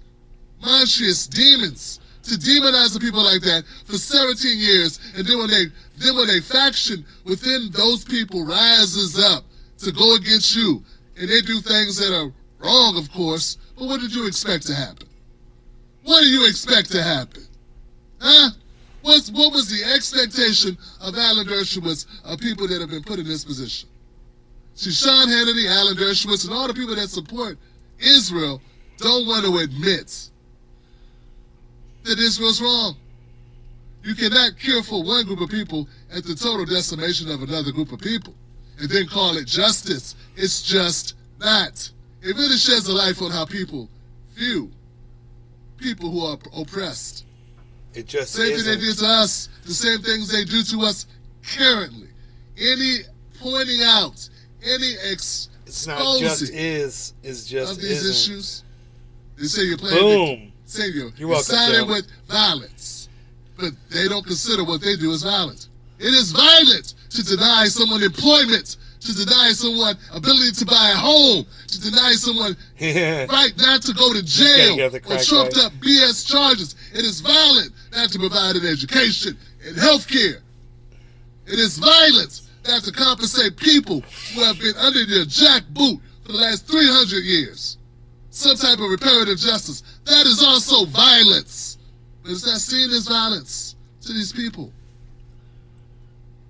But at the end of the day, no matter how they want to twist it and turn it, spin it all around, Sean Hannity, Fox News, and other people that do this, all you do is prove Dr. Cornel West right when he said this. It's difficult to have a respectful conversation. Anybody critical, for the most part, of Israeli occupation views anti-Jewish and anti-Semitic. You get demonized overnight. And so it's very clear that those who are willing to step out are going to be targeted in a variety of different ways. I'm not the only one. I mean, Mark Lamont, there's a whole wave of folk. Any criticism of Israel is met with accusations of anti-Semitism. You gotta watch it. And no matter how complex the situation is I'm in here to Israel, help, brother. in Gaza, in Palestine, in Jerusalem, being unable to talk about it, discuss it, critique it, is a problem. It's also a device used to shut down dissent. All right, folks, thank you for watching this video. My name is Tim Black. Remember, like I always say, don't let nobody take your cornbread. And they say to you, oh, man, you watch that guy Tim Black? He gets loud. He gets bold. He says things that are just controversial. We love you. Tell him I said, it's a new day. Oh, right on, Tim. Oh, yeah. Yeah. Why can't I see the whole gosh darns?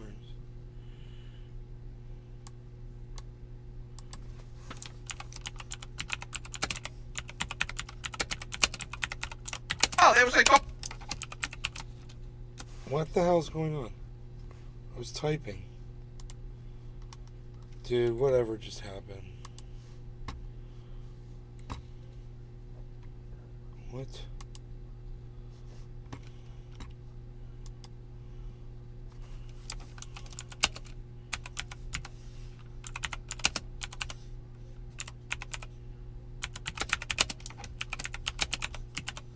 God damn it, it did it again. Dude, I'm losing my fucking mind. I don't know what I'm hitting. I'm trying to just leave a nice thank you.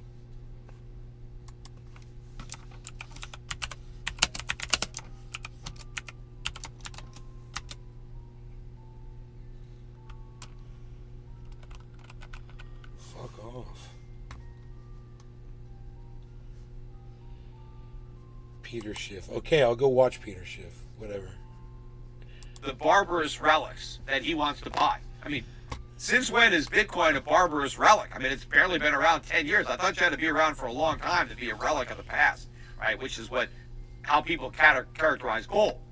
But I thought Bitcoin was supposed to be brand new, like, gold 2.0. But Bitcoin, again, it's sold off since, and I mentioned that I thought it was looking weak. And even though gold's gone way up in the last week, Bitcoin's actually drifted lower. It hasn't broken down, but it will. I mean, I would be very nervous if I was sitting with a bunch of Bitcoin. I would just sell.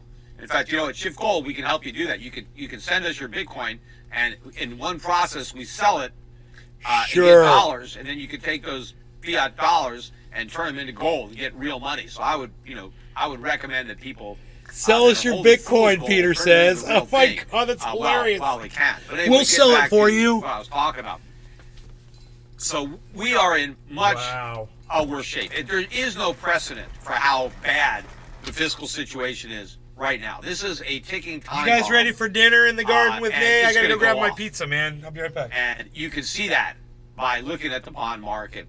But when it really accelerates, when the gold price really starts to move, when the dollar tanks, the dollar, to me it's looking toppy. It's still hanging on to 106. It hasn't dropped, but it didn't get any kind of rally off what happened in the Middle East. So again, you're not seeing this big flight to quality in the dollars, even though you saw it in treasuries, somewhat. But again, if you don't like dollars, then you don't like treasuries even more. Because again, treasuries are simply IOU dollars. And so if you don't want dollars today, you sure as hell don't want dollars in 10 years or 30 years. Because if they're losing value now, just imagine how much more value they're going to lose over a time frame that long. So this crisis is coming. But another thing that Paul Tudor Jones talked about. Oh, before I do that, though, because I forgot to mention this. I should have mentioned it at the top of the podcast. I was too busy telling people to like it. And again, if you didn't like it, you still have time to do it. But I'm going to do the Q&A at the end of this podcast at shiftradio.com/premium. For the locals members. So if you already are a premium member, get ready for the Q&A. I'm sure a lot of people have a lot of questions that they want answered. If you're not now a premium member, sign up. What the hell, it's $5, no big deal. Sign up, and then, I'll take maybe a 5-minute break, catch my breath, drink some water. So give you a little time to sign up to participate in the Q&A that will start almost immediately after the conclusion of today's podcast. But I want to wrap it up by talking about another thing that Paul Tudor Jones mentioned. He was talking about the fiscal situation, again, sugarcoating it, but saying we need politicians with the courage to do something about spending, do something about the budget deficits, that we can't stay on this path. It's unsustainable. We've got to have some combination of tax hikes and spending cuts. And the only taxes that he said we needed to raise were taxes on the rich. Now, it doesn't take a lot of guts. He's calling for politicians to have guts to raise taxes, but he's saying that we should raise taxes on the rich. It doesn't take a lot of guts to raise taxes on the rich. I mean, every politician almost is like, yeah, let's tax the hell out of the rich, because how many votes are there, right? If you think about it, the 1%, right? That's who they mean. Like, let's tax the hell out of the 1%. Well, the 99%, yeah, that's great, because it's not going to affect me. So it doesn't take political courage to tell the voters, we're going to tax this guy who's way richer than you. We're not going to tax you. The courage is to tell the middle-class voters, I'm raising your taxes. You got to pay for these deficits. That would be courage. But Paul Tudor Jones, he's not even a politician. He's not even running for office. And he doesn't have the courage to talk about middle-class tax hikes. I mean, maybe because the guy's a billionaire and he's afraid of how it's going to look if this billionaire is saying we got to raise taxes on the middle class. So he wants to say, let's raise taxes on the rich. Well, maybe we can raise taxes on them too. But it depends on how they earn their money. If you're talking about closing the carried interest loophole, yeah, sure, do that.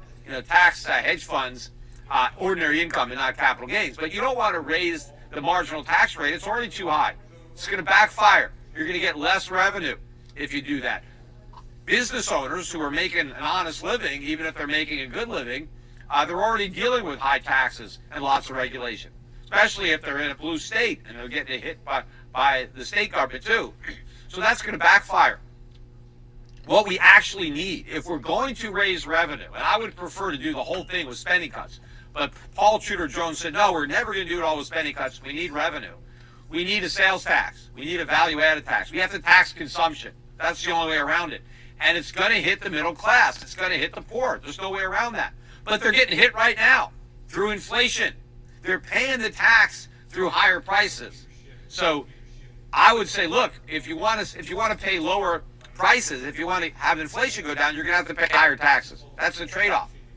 If you don't want to pay higher taxes, then you're going to keep paying higher prices, because that's how you're paying for government. You're paying through inflation.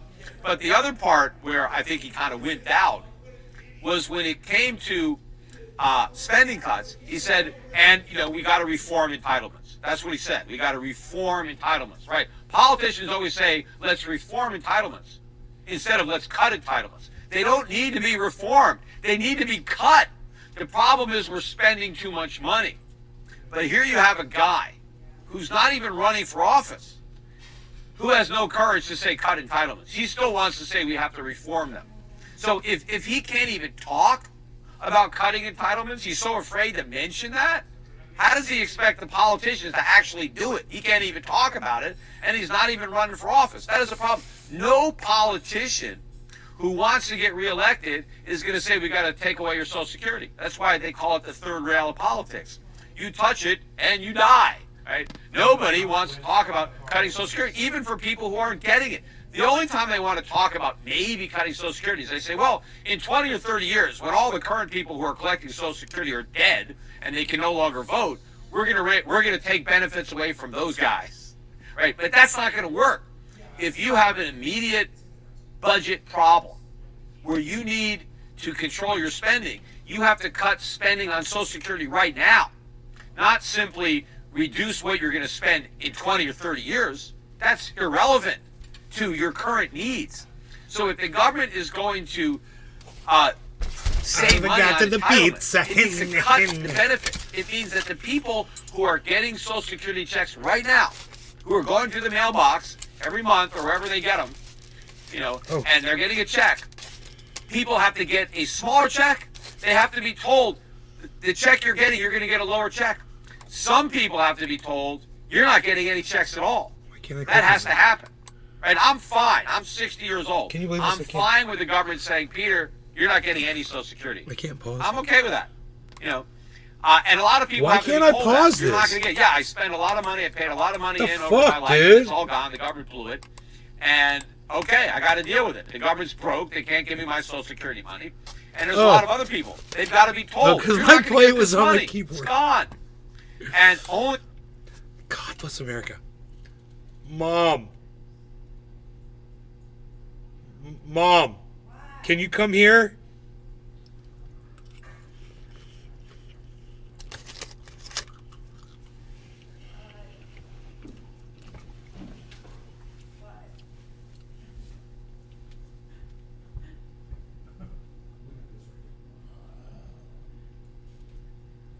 You see this tall palm right here? Yes. What do you think that is? A weed. What? I think it's a weed. You think it's pretty? Yeah, it actually is. You mean the real tall? Yeah, one? we've got that empty pot now. Oh, you want to put it in? Yeah, and we can put that somewhere outside, I thought, because it's Yeah. huge and tall, but I think it's a Yeah. broadleaf plant. I don't know if It it's. doesn't look I like don't a know weed what the to hell me. it is, but you can take a It's- picture of it and find out what it is. I can't. Yeah, I know. remember It's, how I've to got do it. I've got it on my phone. I Oh, can you do that. do? But I'm just saying, I mean, if it looks like that, we put it out Yeah. in a that's spot it. where it can grow big. Put it over there where Yeah. the other pots are. Sure. Yeah, or we could put it right on that square in the middle of that broken Okay, square. Yeah, whatever you want. It'd be interesting. That big pot, you mean that's out in the. It might turn out to be a really pretty. Yeah, who knows? Tree I don't right know. there. It is pretty, actually. I don't know. Gertrude might know what it is. What else was I going to say?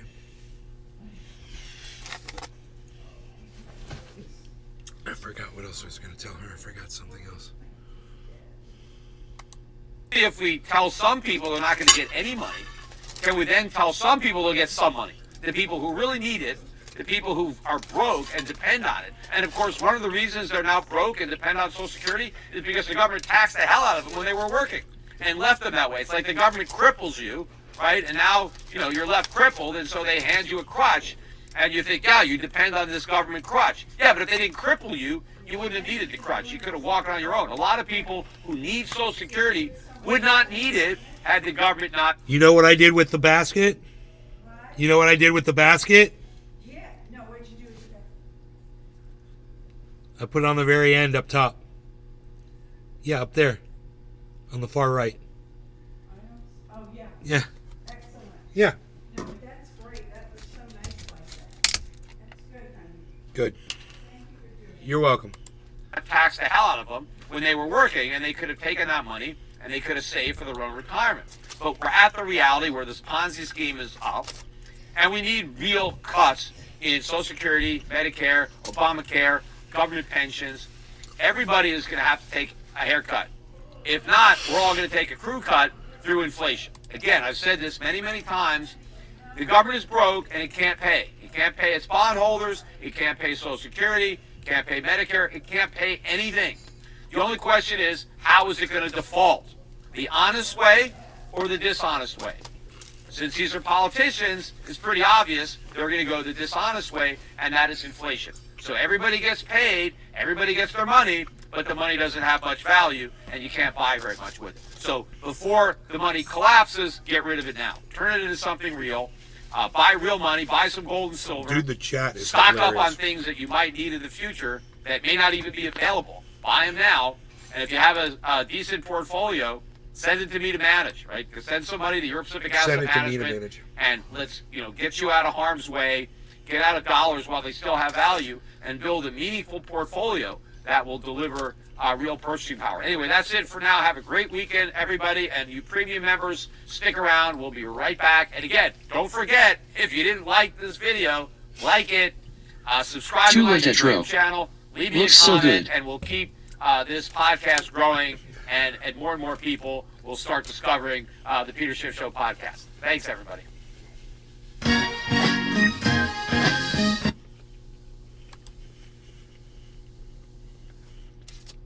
It's good.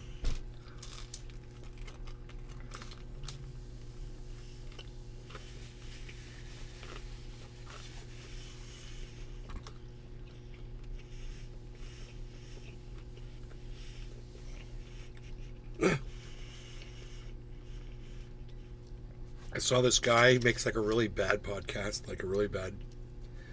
It's like a kid put it together. But he takes himself really seriously. And I think based on that alone, it has value.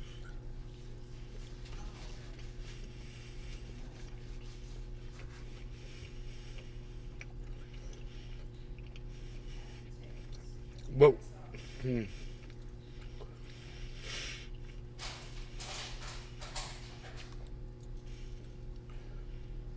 So maybe we can listen to this first, and then we can listen to something else. Tula Tetro. Roggy. You guys have to see how this guy's just like, oh my god. Okay, hold on. This is just so bad. Look, he's got a countdown clock at the beginning of his show, the beginning of his upload.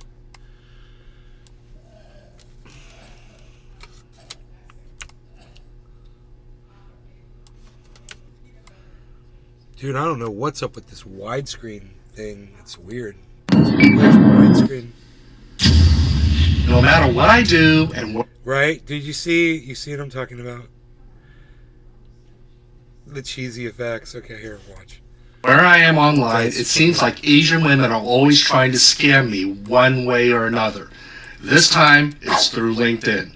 Does it say sucker? No, I mean, this guy really thinks he's talking to Asian women. This is how dumb this guy is. Yeah, it's a sucker. You call them Asian women, dude. They're not actually women. They're not even Asian, and you're an idiot. On my forehead, Before I speak to the LinkedIn scam danger, you have to understand the background of where the Asian woman scam comes from. My first exposure to Asian women scams came through WhatsApp over 2 years ago. At the time, I made a video about my experience with the Asian woman WhatsApp scam. I made it because I suspected that there might be other people who were encountering something similar.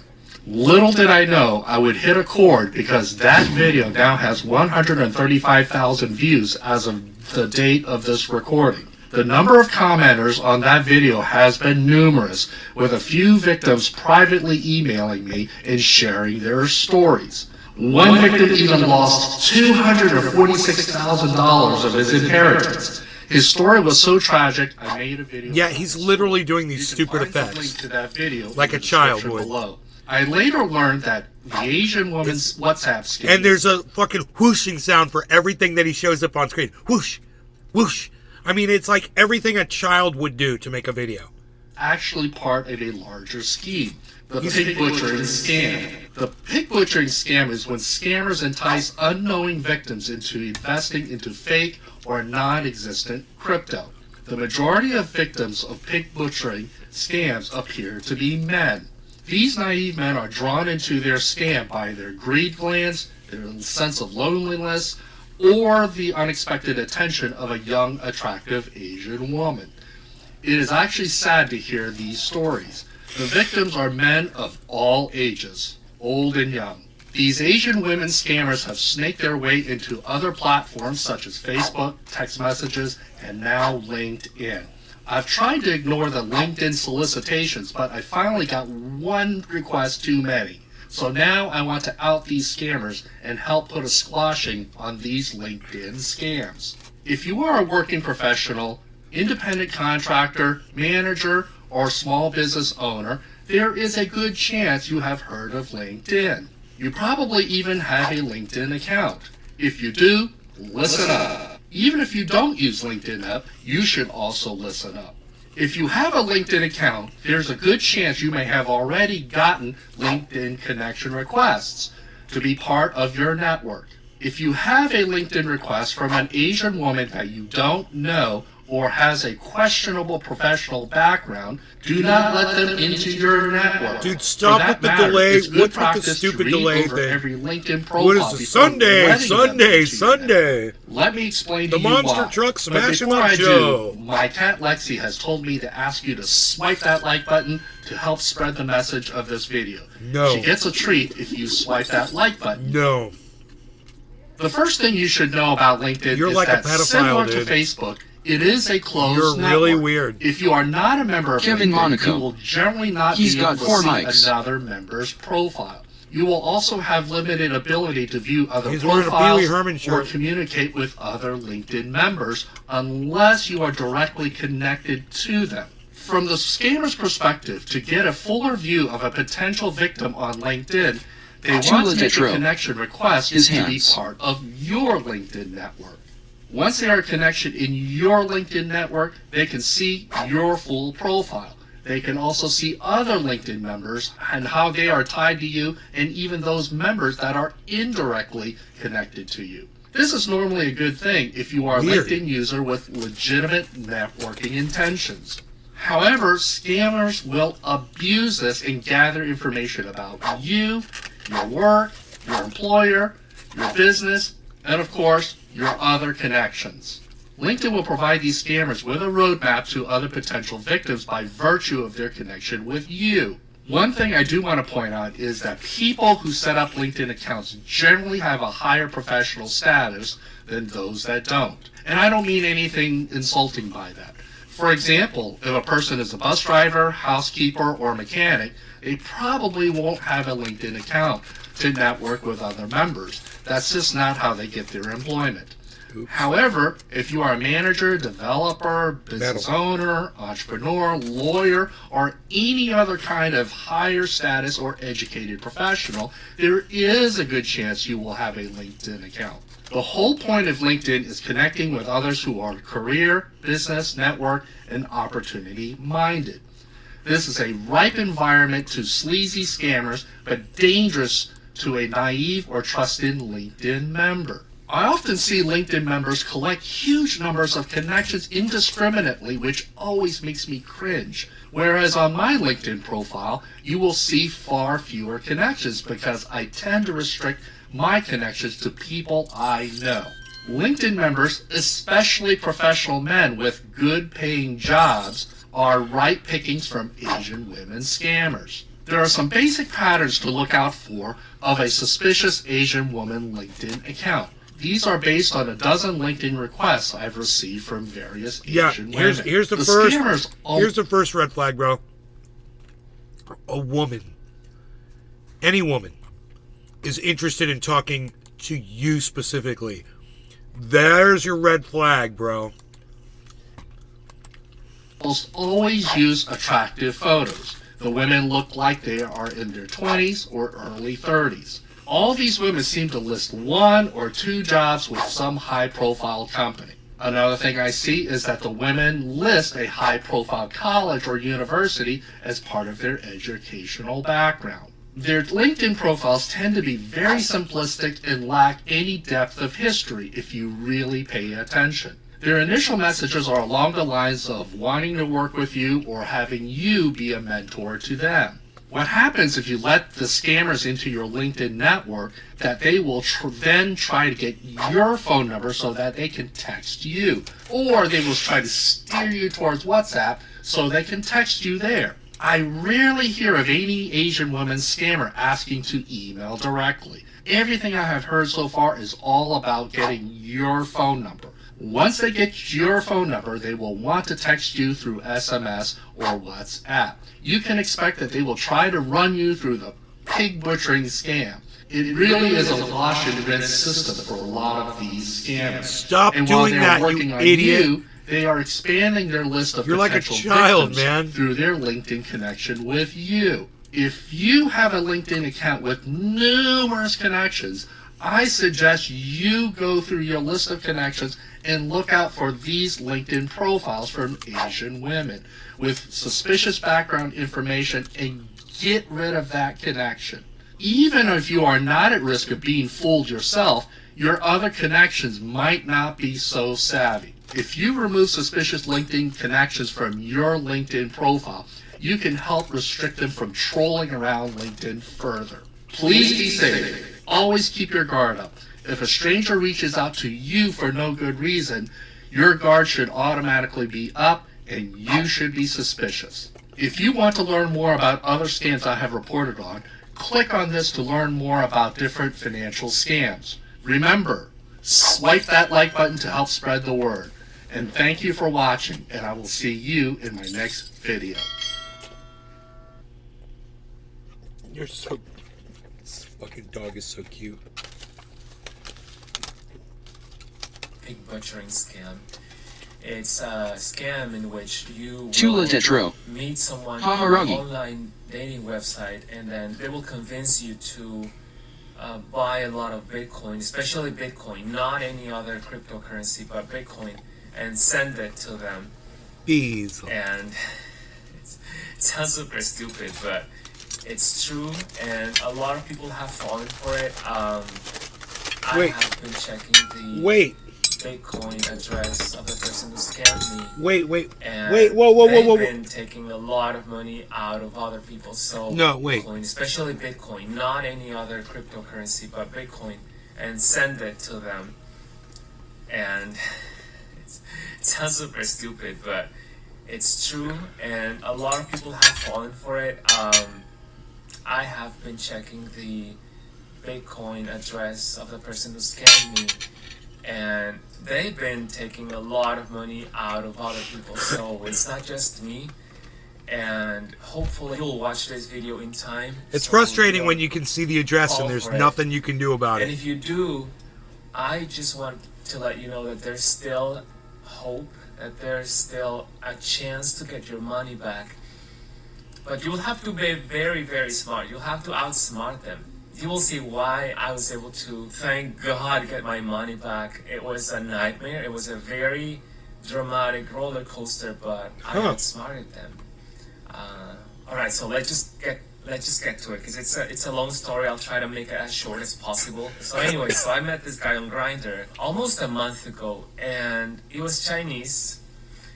Every time I quote this stuff is because I'm still not sure if this is true or not. But basically, his name was Carl. His profile. So I had just come out of a relationship that didn't work out, and I was very, very disappointed. I really wanted to be in a relationship where we both took care of each other. So I was kind of vulnerable. And when I met Carl, he said, I'm looking for a boyfriend. And I was like, okay, that's what I'm looking for too. So then we moved on to WhatsApp. He said, are you on WhatsApp? And I said, yeah, sure. Oh, there it is. So, I mean, I already had WhatsApp. And, right to WhatsApp. He told me that he worked for, I told him I'm a server at a restaurant. And he said, I also have a restaurant. And then he sent me a couple pictures of his restaurant. And he said, and I'm here in the US. I've been here for 2.5 years because I want to explore the market and see if I can set up another restaurant here. And then he sent me another couple pictures and he said, okay, this is the other restaurant that I have. And I was like, oh, so you don't work at a restaurant? He said, no, I own the restaurants. And I was like, wow, that's pretty cool. And then we talked about our hobbies. I'm a person who really likes learning about everything. So when he said that he traded Bitcoin, I was like, okay, I've never heard of that. I just buy it and hold it. So I thought, okay, so that kind of like piqued my interest. Oh, and also he said, I started with 100K 3 years ago, and now I have 900K. So to me, it sounded like he really knew how to trade, right? And then we just kept talking about other stuff, and at some point... Oh my God, yeah, you got scammed really bad, and I'm not gonna fucking believe your story, man, because whatever. I think you made the whole thing up just so you could make this video. Personally. It's just, yeah, whatever. Yeah, and you got all your money back from your scammer, because, you tricked him to send it back to you. Let's sit and listen for an hour to this whole story.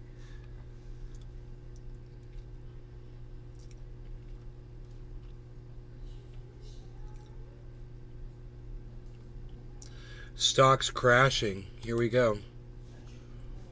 Oh boy, what a multi-pronged disaster we are facing. The stock market hates uncertainty. Human lives are being destroyed in Palestine, specifically the Gaza Strip. Israel now urging the evacuation of Gaza City and many surrounding areas of the northern part of the Gaza Strip.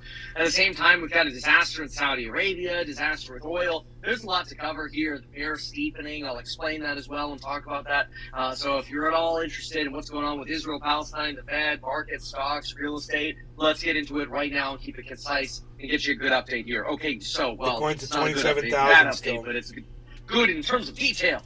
Keep in mind today, new Bruce Pro courses have an expiration. This went up an hour ago. 9 p.m. So if you need to bundle up or you want to get the profit portal or something, email us at staff@needkevin.com. Okay, he'll take care of you. So Israel urges evacuation of Gaza City. Here's the map of the evacuation area. You can see that at first it looks like the incursion is going to start up here. The Israeli army has started conducting surgical strikes looking for hostages. However, the Israeli strikes have also killed a Reuters reporter. Reuters reporter, videographer, Issam Abdallah, was killed while providing a live video signal in southern Lebanon.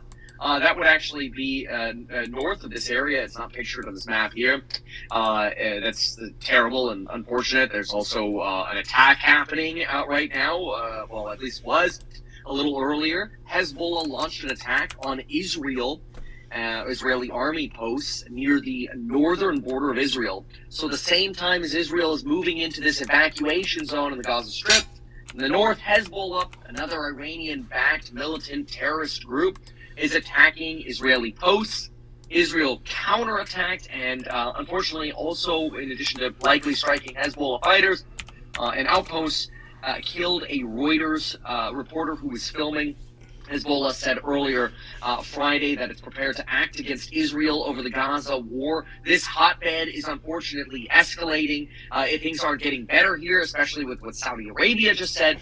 Yesterday, Saudi Arabia was, hey, you know what, we'll just increase oil production. Don't worry about it. If Iran produces less oil, we'll produce more oil. Well, now all of a sudden we've got talk that the Saudis are actually pausing their Israel normalization intentions. This is actually a big deal. Israel and Saudi Arabia have long hated each other or haven't got along. And I don't mean to apply this to every single person there, but let's just say things haven't been good. Individuals in Saudi Arabia used to completely boycott Israeli goods and Israeli services. You had a complete boycott through about the early 2000s. The boycott was supposed to end in 2006, but the boycott continued. Obviously, the microphone is terrible. Sort of, cultural differences, I think it's religious his differences microphone function is built here. into his earphone. And now, after 17 years, your attempted normalization between the Saudis and the Israelis, Saudi officials have communicated to the United States that they are pausing, not ending diplomacy with Israel, but they are pausing for the time being, uninterested in continuing to talk around deals with Israel and the United States. In addition to this, individuals with apparently knowledge of this, per Bloomberg here, are suggesting that it's unclear if hostage rescues are going to be successful with the 1,300 different tunnels that we have in the Gaza Strip, many of them in the populated region of Gaza City. You're probably going to have a very hard time getting hostages out of this particular area. On top of this, it's worth noting that economic conditions in Gaza have probably, frankly, never been worse. They're pretty bad. They're considered dismal. And I've seen some people comment like, oh, well, but everything's less expensive there. Like housing's maybe less expensive than food because everything's so expensive in America now.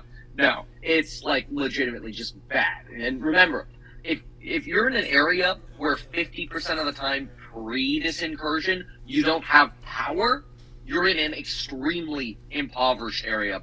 Consider also that 50%, a little more, right? My microphone was off again. Sorry about the microphone issue there. AM radio. Thank you. Consider also that you have, unfortunately, over 1 million children in the Gaza Strip. 1 million children. You've got families loading up cars, loading up kids. Everybody's trying to move south to get away from this incursion in Gaza City.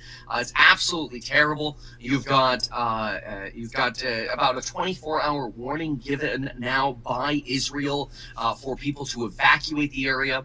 The CIA actually says they reported on the 28th that there was a chance Hamas was going to fire rockets into Israel. That's not a surprise, though. It shouldn't come as a shocker. A lot of people are like, oh, what? Hamas is going to shoot rockets into Israel? Okay, like, are you going to tell me the sun's going to rise tomorrow? What's next? Are you going to tell me the Pope's Catholic? Like, what else is new, right? So I think a lot of people, even within the CIA, got a little complacent here with this idea that, well, of course Hamas is going to shoot rockets. That's like what they do. So you kind of had some complacency, apparently, within the CIA. However, a second report that came about a week later built on the first one, and was more analytical. And the October 5th, the daily CIA summary that was distributed widely to policymakers, like people in Congress and otherwise, suggested there was a likelihood of some kind of attack from Hamas within the next 7 days. That's exactly what ended up happening, unfortunately, and yet again, nobody paid attention to it. So it looks like it wasn't just the CIA that was warning about this potentially coming. Jim Jordan's making a second bid apparently here after Scalise. Let's listen. There's nothing to listen to. Okay. So you've got not only Egypt warning Israel that an attack's coming. Nelly Susie. You've got the CIA. Hey, like, what's up? Oh, okay, this is there is something I think has to be changed on your channel, which I noticed. We could talk about it in more detail on Discord if you'd like. Kind of Nelly Susie. It would be a wonderful chance to talk about the problem more thoroughly and to come up with a solution as so a... that way Israel I'd like to could chat with you on fight Discord. back, Would you be in the open way to that it? they are, and My username is and to Hamas. Aboriginal24. That's No. sort of the false flag narrative, right? False flag narratives are usually looked at as just conspiracy theories, but you know, it also to some extent makes sense. I mean, what's in the easiest way to take somebody's land is you get attacked, and then you know you gotta go get rid of them. You gotta fight them back. Anyway, this incursion is expected to really begin again with surgical strikes already beginning from Israel beyond just the. So both the last two chats were from bots.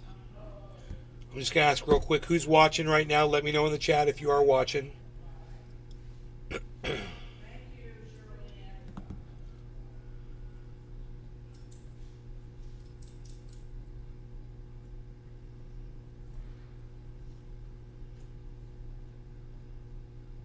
Kevin Monaco. Yo. Kepper's watching. Anybody else? Hoot and Howl. Hoot and Howl? I'm watching. 2 people? Hoot and Howl. On way home. Okay. Anybody else?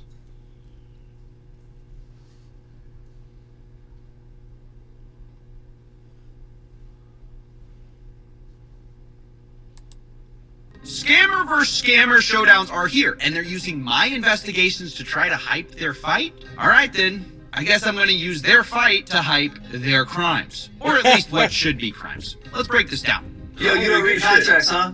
No. No, that's I what get you- people to do that for me, buddy, You not got like caught you. for scamming. Where were those people when you got caught for scamming? I didn't scam nobody. You were Oh like, yeah, you literally signed a yeah. contract that said I am agreeing to scamming my audience. pay your fans back? Scamming You pay your fans, fans huh? back? Dylan, the difference between you and What I is what?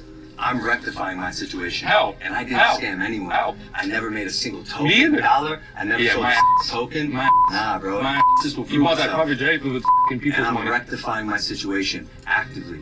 You scammed your audience on 20 separate occasions. 20 separate occasions. Community notes checked your bro. Okay, yeah. Quote unquote. I know. Dylan Dennis has also scammed his audience on How come I several ratio you? occasions. I ratio you every single time I tweet you. All right, this clip is amazing. I ratio you Like, every time I Christmas tweet. came early for me, and Santa got me something I didn't even know I wanted. You know, these two con men are out here trying to decide which of them is the bigger piece of garbage. But not just that, which already brings a smile to my face. Me But too. to do it, they have to cite my research into the other person while also denying my research into their own scams. I couldn't have dreamed of a better scenario. They have to have this thrown in their face in what should be a big moment for them. You know, they're have this big fight. It's all exciting. And then they get reminded, hey, you're actually a scammer. Like Logan might have artist in his Twitter bio, but I love to remind him that the real kind of artist he is a con artist. And the funny thing is, the best they can hope for in this scenario is just to make the other guy look worse. Like, nobody looks good here. They just have to say, like, I didn't scam as bad as you did. Like, for instance, Logan literally brings up my website, Scam by Dylan Dennis, where I show 20 crypto projects Dylan promoted for money that are in the toilet now. And Dylan's only response to that is not that he didn't do it. His response has to be, hey, that same guy who caught me also caught you scamming with CryptoZoo. And then Logan has to pretend with this fake smile he plastered on the whole time, like, oh, I'm rectifying it, bro. Which, of course, he's not. He hasn't paid anyone. So this whole thing has been, it's been very special for me to watch. To watch my evidence pay get your thrown in their fucking face victims by back. another guy who also got These caught. guys need to be held But accountable. as funny as that moment was for me, I didn't want to just leave it there at this level of drama. Because right now, that's what this is to them. It's drama to use to hype a fight. Which scumbag will get knocked out? Pay to find out.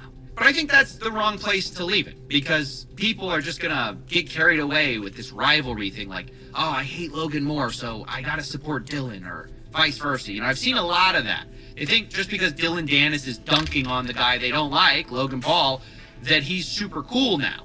Or they think Dylan's gone too far with Logan's fiance, so I support Logan now. If you think either of those things, you're being conned. I mean, that's the grift. Why do you think they got the two most unlikable people on the planet to fight? They want to make you pick a side. When the truth is, they're just both terrible.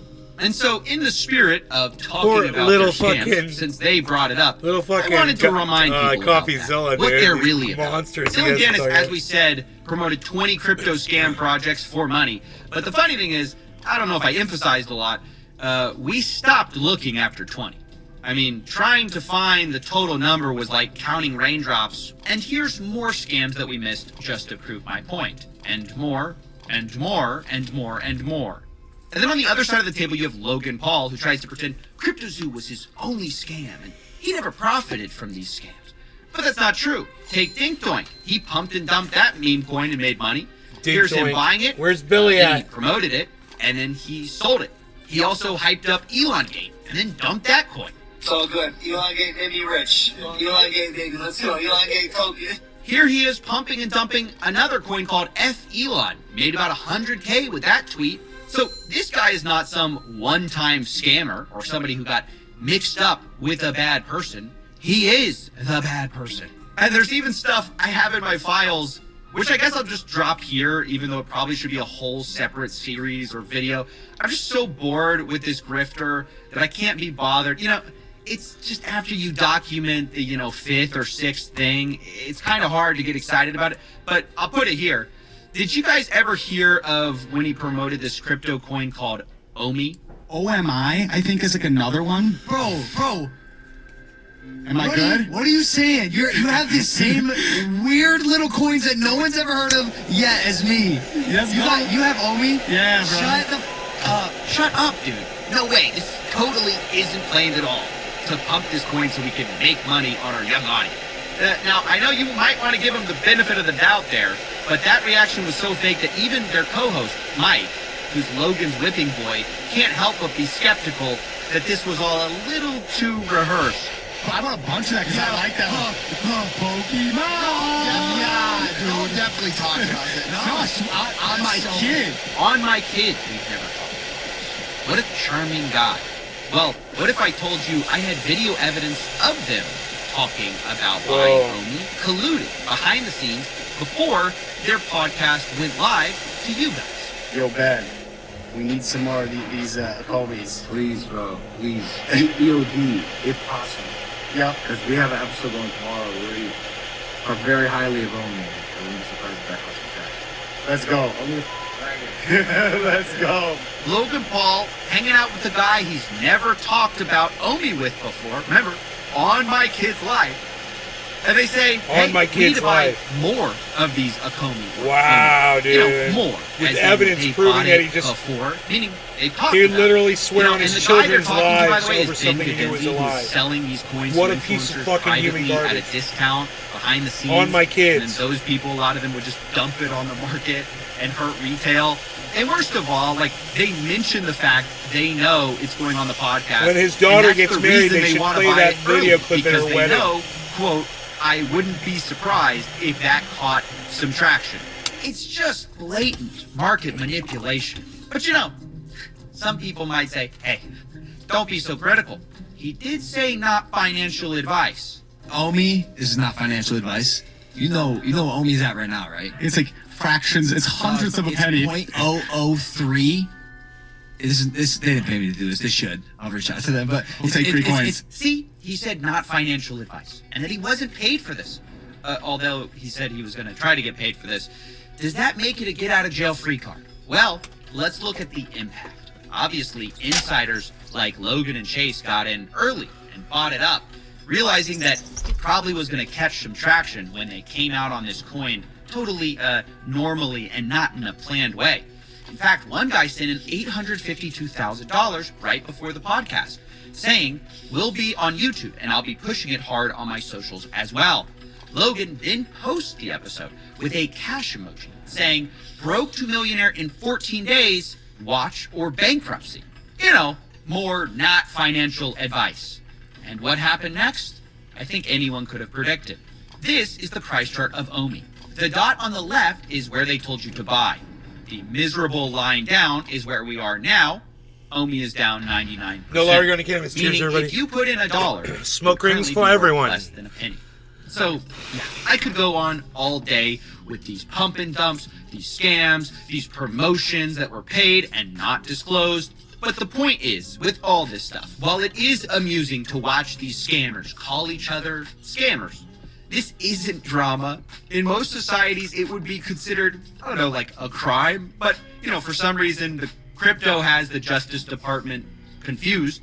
So I don't know what's going to happen, but Logan and Dylan have a very long history of scamming fans. So I'm not on either of their sides. I hope they face justice for what they've done. And I hope I've hijacked a bit of the conversation, a bit of the hype from their dumb fight to shine a light on their many scams.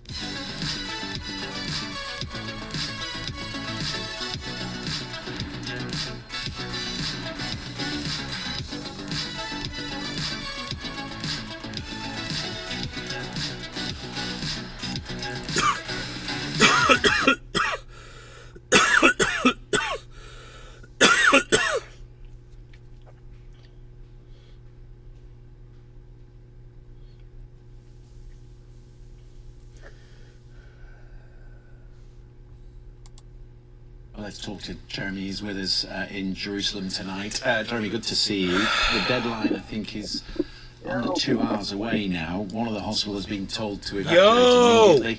There are 300,000 reservists who've been mobilised. The army on the border in the crouch position, ready to go. When do you think the order will come? Well, I don't think it's going to come in 2 hours from now. There was a briefing, on-the-record briefing given this morning by the Israeli army. And in that they said, yes, we accept it might take longer than 24 hours. They didn't say how much extra time they might be building in. You know, I'm not sure the Israelis themselves are entirely ready in terms of the build-up that they want. Armies have a lot to do to get all their forces in a row for putting on what is a very complex operation. I think there is intelligence stuff they need to sort out as well. They want to go after the leaders who are in Gaza of Hamas. So I think they would very much like perhaps to start their operation with some kind of enormous strike that kills I don't know, some secret command bunker or something like that. But I have no idea if they have managed to obtain that kind of information. But if you look at everything that's happening, Christian, these instructions, I mean, it's, you know, it's called advice. It's an instruction. Move south or else to civilians. The state of siege that's been put in, which they've even cut off the water. And all the military activity that's going on, they're preparing the battlefield. They are going to do an offensive. It says they did not cut off the water. Is the intention, Jeremy, to make this as miserable? Why have they been claiming that they're cutting off the water then? People that in some way they separate them from Hamas. Do you think that is the strategy of the Israeli government? I think putting pressure on Palestinians, yes, is definitely one way to try and put pressure on Hamas. But the thing is, an awful lot of Palestinians aren't behind Hamas anyway. Hamas, all the Palestinian leaders from Fatah to Hamas, the two main factions. Fatah control the West Bank, which is the area that more or less runs from Jerusalem to, well, parts of the West Bank, I should say. They govern but not in a very effective way, parts of the West Bank, part of the occupied territories, and Hamas are in Gaza. And to be honest, neither is beloved. Both have followers, some very faithful followers, but I think most Palestinians over quite a few years now have become deeply cynical and depressed about their political prospects, their prospects for independence, which is what people, a lot of them, dreamt about, their prospects, in other words, for freedom. And I think there is a sense in which extremists have been able to have been able to thrive in that kind of desperate atmosphere. There's been no peace process for an awfully long time. I mean, none whatever. There was an attempt 10 years ago by the Americans under the Obama administration, a couple of presidents ago, to try and get the whole thing going again, but it failed. The question, of course, that everyone will ask tomorrow is how many of the million people have gone. And I was asked that on a World Service programme today, and I was recounting a story, Jeremy, from back in 2008. I was interviewing a woman in Gaza City who was sitting on a suitcase, and during this interview, she started rootling in her suitcase and she pulled out a key. And this key was to the front door of the house that they lost in 1948 when they were expelled from their ancestral land. And she said to me, this is the second time I've lost my home to the Israelis. And I think that will be in the minds of some of these people, won't it, in northern Gaza. They might not be of Hamas, but they are part of the resistance, and they will see the echoes in history. Wow. So pretty much Palestine what they know is the Nakba, the catastrophe, is, you know, the great trauma in Palestinian history. It was when the Palestinian society that existed in this land was splintered and dispersed. The area, for example, that area around Gaza with the Israeli farms, kibbutzes, towns, big fields, rather fertile, there were Palestinian villages there. There were Palestinian farms. The town of Ashkelon, which is very much an Israeli town, had a different name. That sort of stuff. And so, yes, I think when people hear, Palestinians hear, the Israelis saying, you've got to get out, all those ghosts come up again. They start to rise up out of history. Frankly, history is never very far away here. People are very conscious of what happened, not just in the immediate past, but back in their grandparents' time. And add to that, because of the extreme nature of the people who, until he formed his war cabinet, were sustaining the government and taking part in very prominent positions in the government of Prime Minister Benjamin Netanyahu, there were people there who were talking about a second Nakba. And the concept of transfer is something that has been discussed, i.e. expelling Palestinians, is something which has been widely discussed in Zionist thought almost from the outset. So, you know, when just one small thing, bingo, all of this history going back a century or more in some cases comes pouring out. And that's why in the piece that you've just played that I did, there was that man in Gaza saying, it happened to my grandfather, now it's happening to us. Yeah. There was one other thing that happened today which made me think of you. You'll have heard the very sad story that a Reuters cameraman has been killed on the northern border. We're seeing him here in the picture. Our sympathies to the Reuters team who were there on the border and suffered that. But it brought back memories, of course, Jeremy, of what you suffered 20 years ago in a very similar position, and it must have come back to you as well. Yes, 20 years ago, well, 2000, more than that, is when the Israelis were pulling out of South Lebanon. I was working with a Lebanese cameraman and a Lebanese fixer driver called Abed Takush, and you know, the Israelis opened fire from across the border and killed him. And then they had a go at killing Malik, the cameraman, and myself with the heavy machine gun. They didn't succeed, but Abed was killed. Yes, you know, journalism, especially in war zones, can be a very dangerous job, and sometimes journalists are targeted, and sometimes they're in the wrong place at the wrong time. And yeah, it's yeah, what can I say? I'm full of sympathy for that family because I mean, I will never forget the funeral of Abed and going back to Beirut the day after he was killed and going up and to explain to his wife exactly how he died. That was a pretty bad day. Yeah. It's a reminder how much... I'll say it again, man. You guys don't need to go out there and report from the battle zone for us. We know what bombs look like, and you don't have to go out there and say, oh, look, there's a bomb overhead. There's a fucking rocket over there. You don't need to do that. And so when you guys get killed doing it, don't look to us for sympathy for you.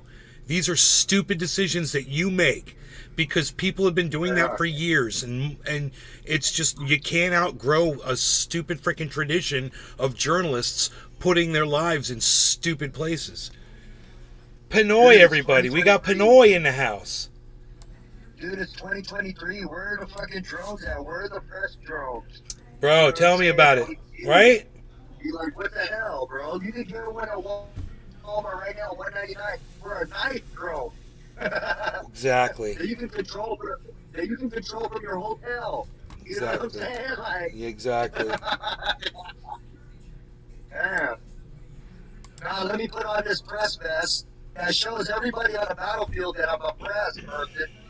You know what I'm saying? They just put this target on me and let me run out of the field for a little while. Yeah, I'll make you famous when you kill me. Yeah, exactly. Freaking stupid.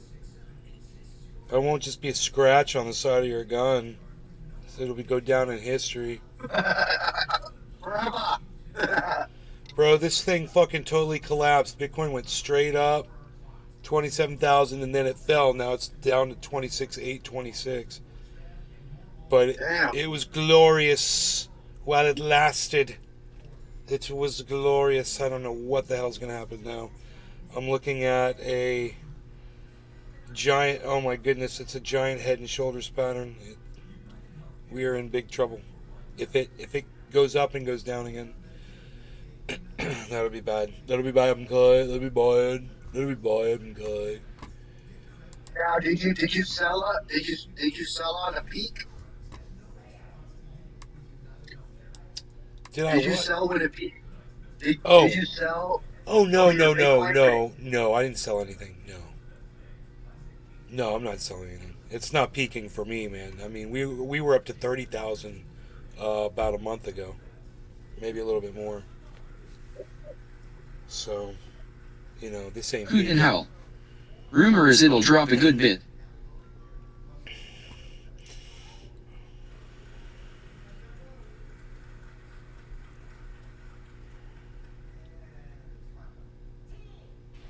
Hoot and howl. I sold a few coins at 4,100.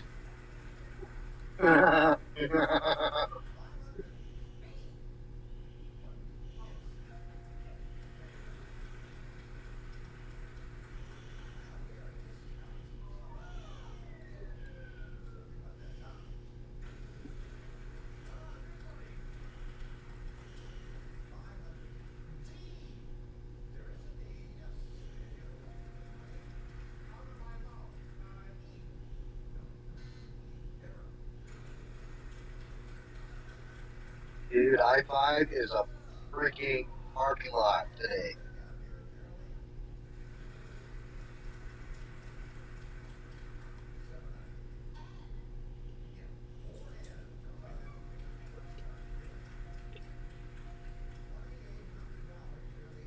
How Britain started the Arab-Israeli conflict. Free documentary history, 3 million views.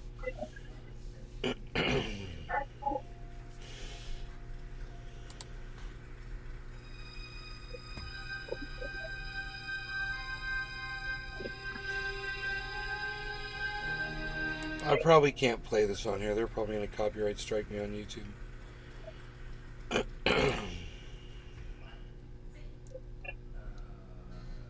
Dude, I got a copyright strike from a video from 2017 the other day. Yep, that's how they're going to get me. That's how they're going to get me. Damn it, dude. Retroactive rules. Shit used to be legal for us to do whatever we wanted. They've changed the rules now, and they're going back and they're retroactively striking our old uploads. Mm-hmm. I got so many uploads too, bro. And they're just going systematically, going after each one that had some type of music in it. I remember you didn't used to, it was Dave, it was Token Dave. He would go live on YouTube and he wouldn't record the shows. He would play music and then he would delete the video. Now you can't even do that because the algorithm catches up and it'll get you while you're live. Oh yeah. It'll pop you while you're live, bro.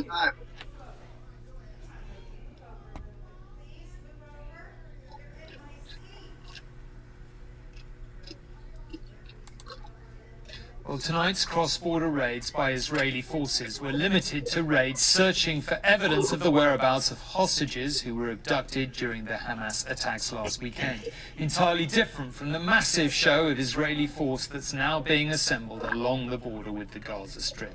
And if these are indeed preparations for the widely expected ground invasion, then it looks like being on an unprecedented scale. It's the biggest build-up of Israeli armour around Gaza there's ever been. This afternoon, all roads and dusty tracks led to muster points close to the border with the Strip. Here, the column held up look at this row of tanks. Who didn't seem to mind, indeed honked their horns in support. Man, Zelensky. Their horns in support. Zelensky's gonna be pissed when he sees that row of tanks Israel's got. Look at that. 1, 2, 3, 4, 5, 6, 7, 8, 9, 10, 11, 12, 13, 14, 15, 16, 17, 18, 19, 20. I think I see 21, 22 tanks. All in one spot, dude. 22 tanks, man. There's no telling how many other tanks they got rolling in different areas, too. If they got that right there, that makes Ukraine look like a fucking paintball fucking tournament. Indeed, oh my God! Their horns in support. Oh. The fact these preparations are still going on 1 week after the deadliest ever day for Israeli civilians points to a massive attack when the invasion order finally comes. They went into Gaza in 2009 and 2014, but not in this kind of strength. Today, thanks to its reserves, Israel's army is 360,000 strong. That's twice the size it normally is. Wow. As the tanks rolled, the Iron Dome interception system was busy stopping hundreds of Hamas rockets fired at Ashkelon and beyond. Damn. The few projectiles that got through did cause several casualties. They're still killing people in Israel. This is the Israeli town of Sderot, the closest one to Gaza. The fact it's almost deserted makes it quiet, but don't mistake that for peace and quiet.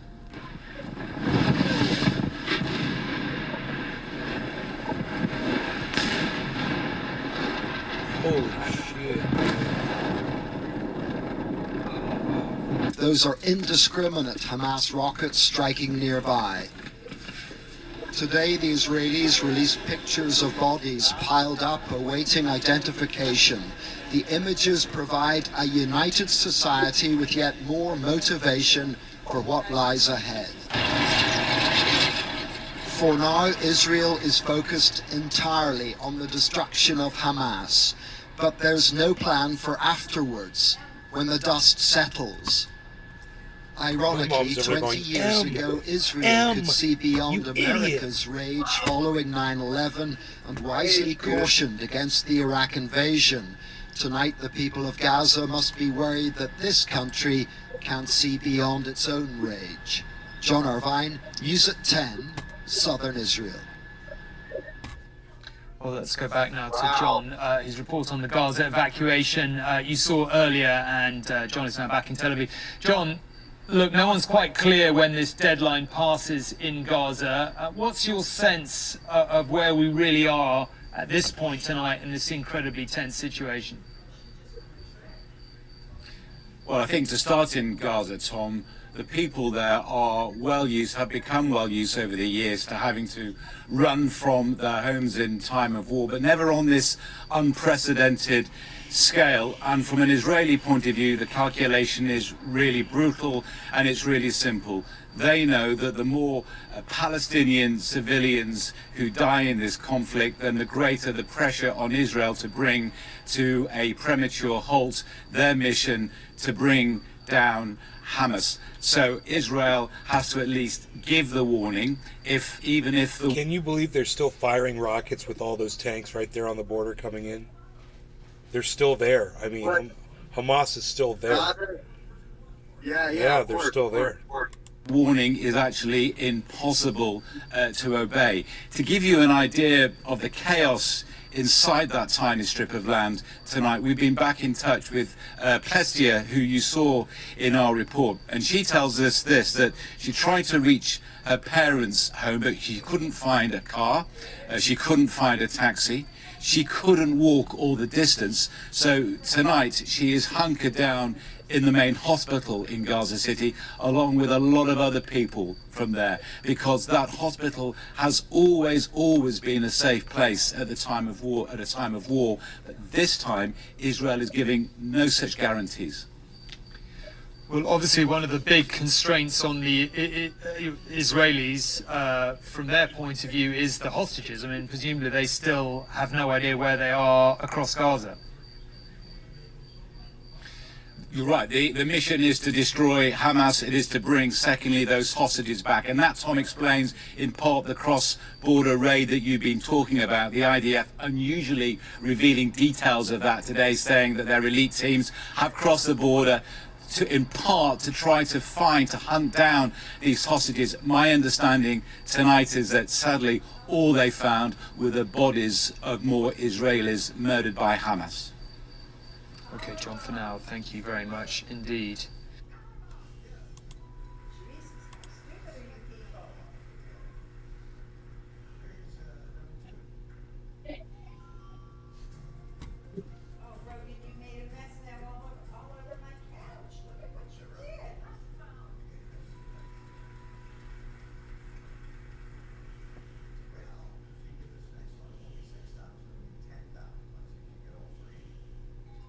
Hey, brother, I'm out 40 minutes, 15 minutes from the house. I'll get back on when I get home. Okay, bro. Drive safe. I love you, buddy. I love you too. Peace. Peace.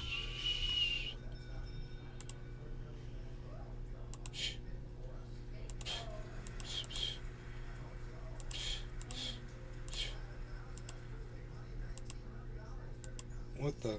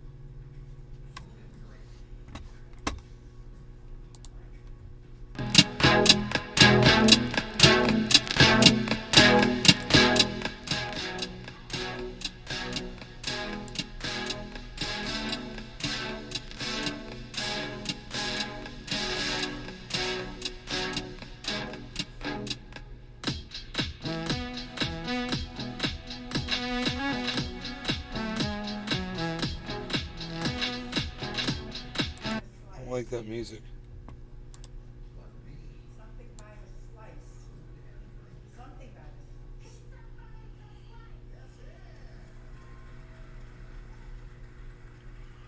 I kind of like this.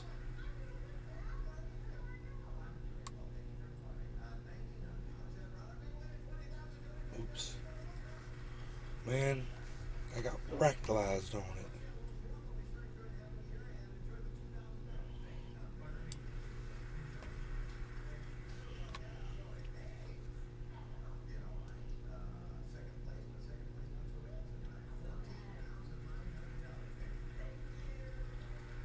He sold at 41.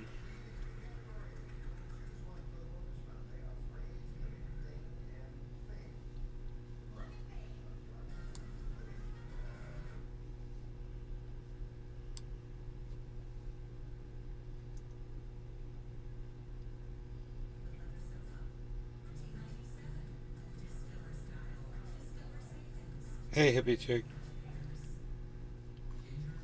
Cheers.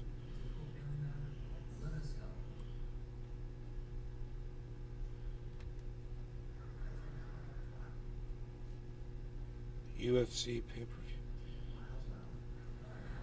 They'll never come after me that they notified me. How's going back in time to now assess penalties for then allowable uses than reasonable? Because it's social media and they do what they want because they're assholes. Because they're fucking assholes.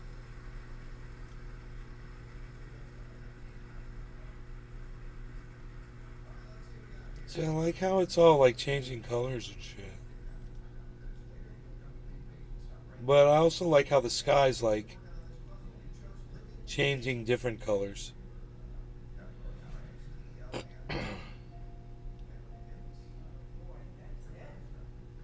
Whoa. I see shit disappearing in the background. That was weird. Here, let's see if we can get it in a higher def. 1080. Let's put that 2160. Yeah, baby.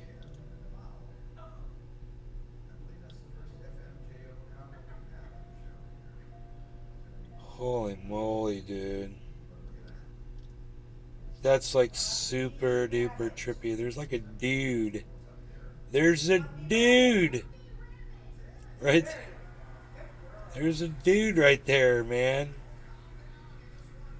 Oh my god. I'm seeing all kinds of things in there.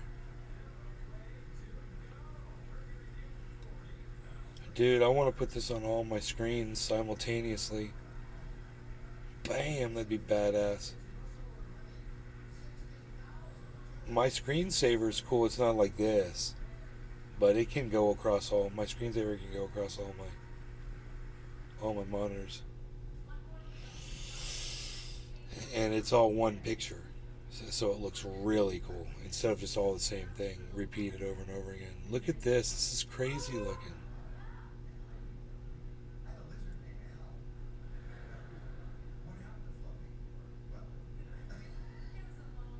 What do you guys think of this?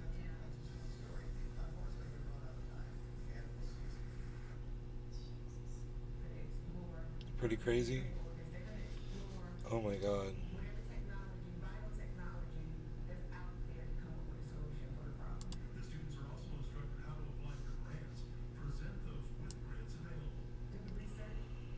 Dude, it was so trippy, bro.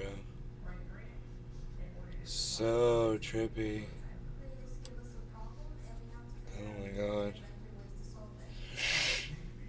We're just tripping out on the total trippiness of the trippy stuff.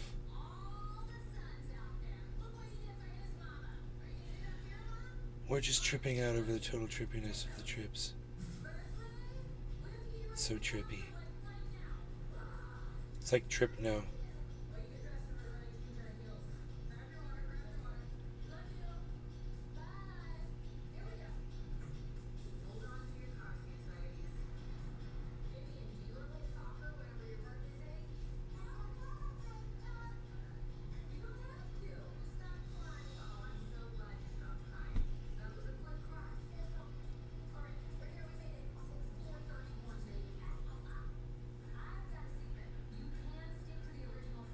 Dude, do you remember before there was like a sky with like stars and galaxy and shit?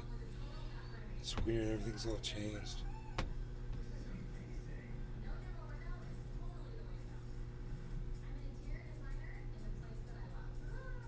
Dude.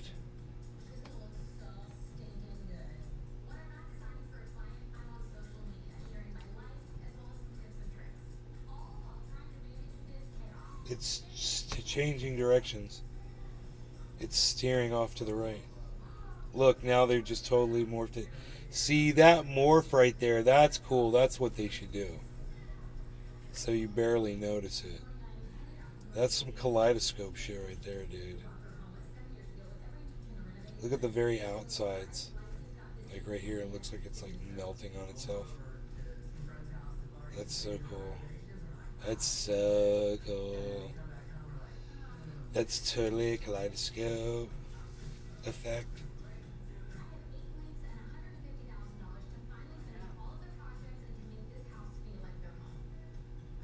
But that's like a cool kaleidoscope. Like, it looks like it stopped moving forward.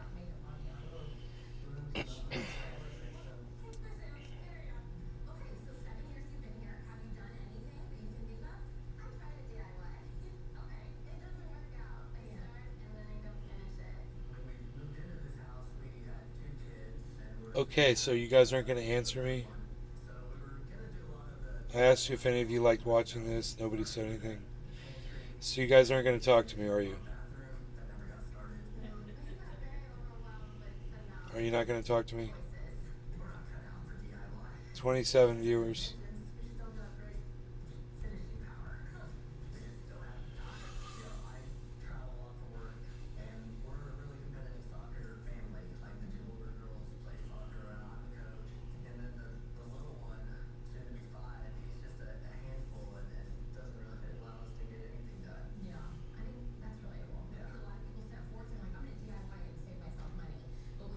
I guess you're not going to talk to me. 3 hours and 45 minutes. I've lost all of you.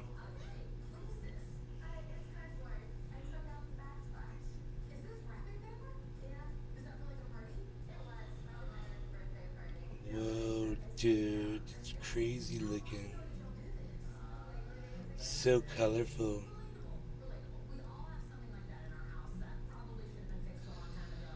Alright, you guys. Thanks for watching. I wish you talked to me, but you're Kevin not. Monaco. I'm here. I wish you talked to me, but you're not, so I'm going to go, since nobody wants to talk to me. Thanks for watching my show. And no, it says there's 27, 26, 25 people here, but it really doesn't feel like there's 25 people here. So I'm going to go. I'll see you guys tomorrow. 3 hours and 45 minutes. Later, guys. That don't want to talk to me. Later. Let's sign down to my account over here. What's up with that? How about here? Why signed in over here? Log in. How about you fucking suck it? You like that, bitch?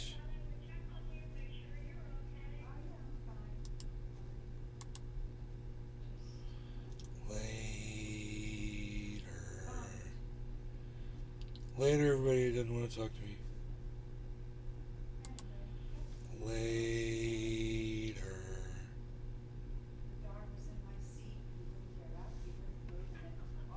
Later, everybody. Because you're not talking to me. Alright, bye. Seriously. I like gave you 2 minutes to say something, man. You failed miserably. We're done here.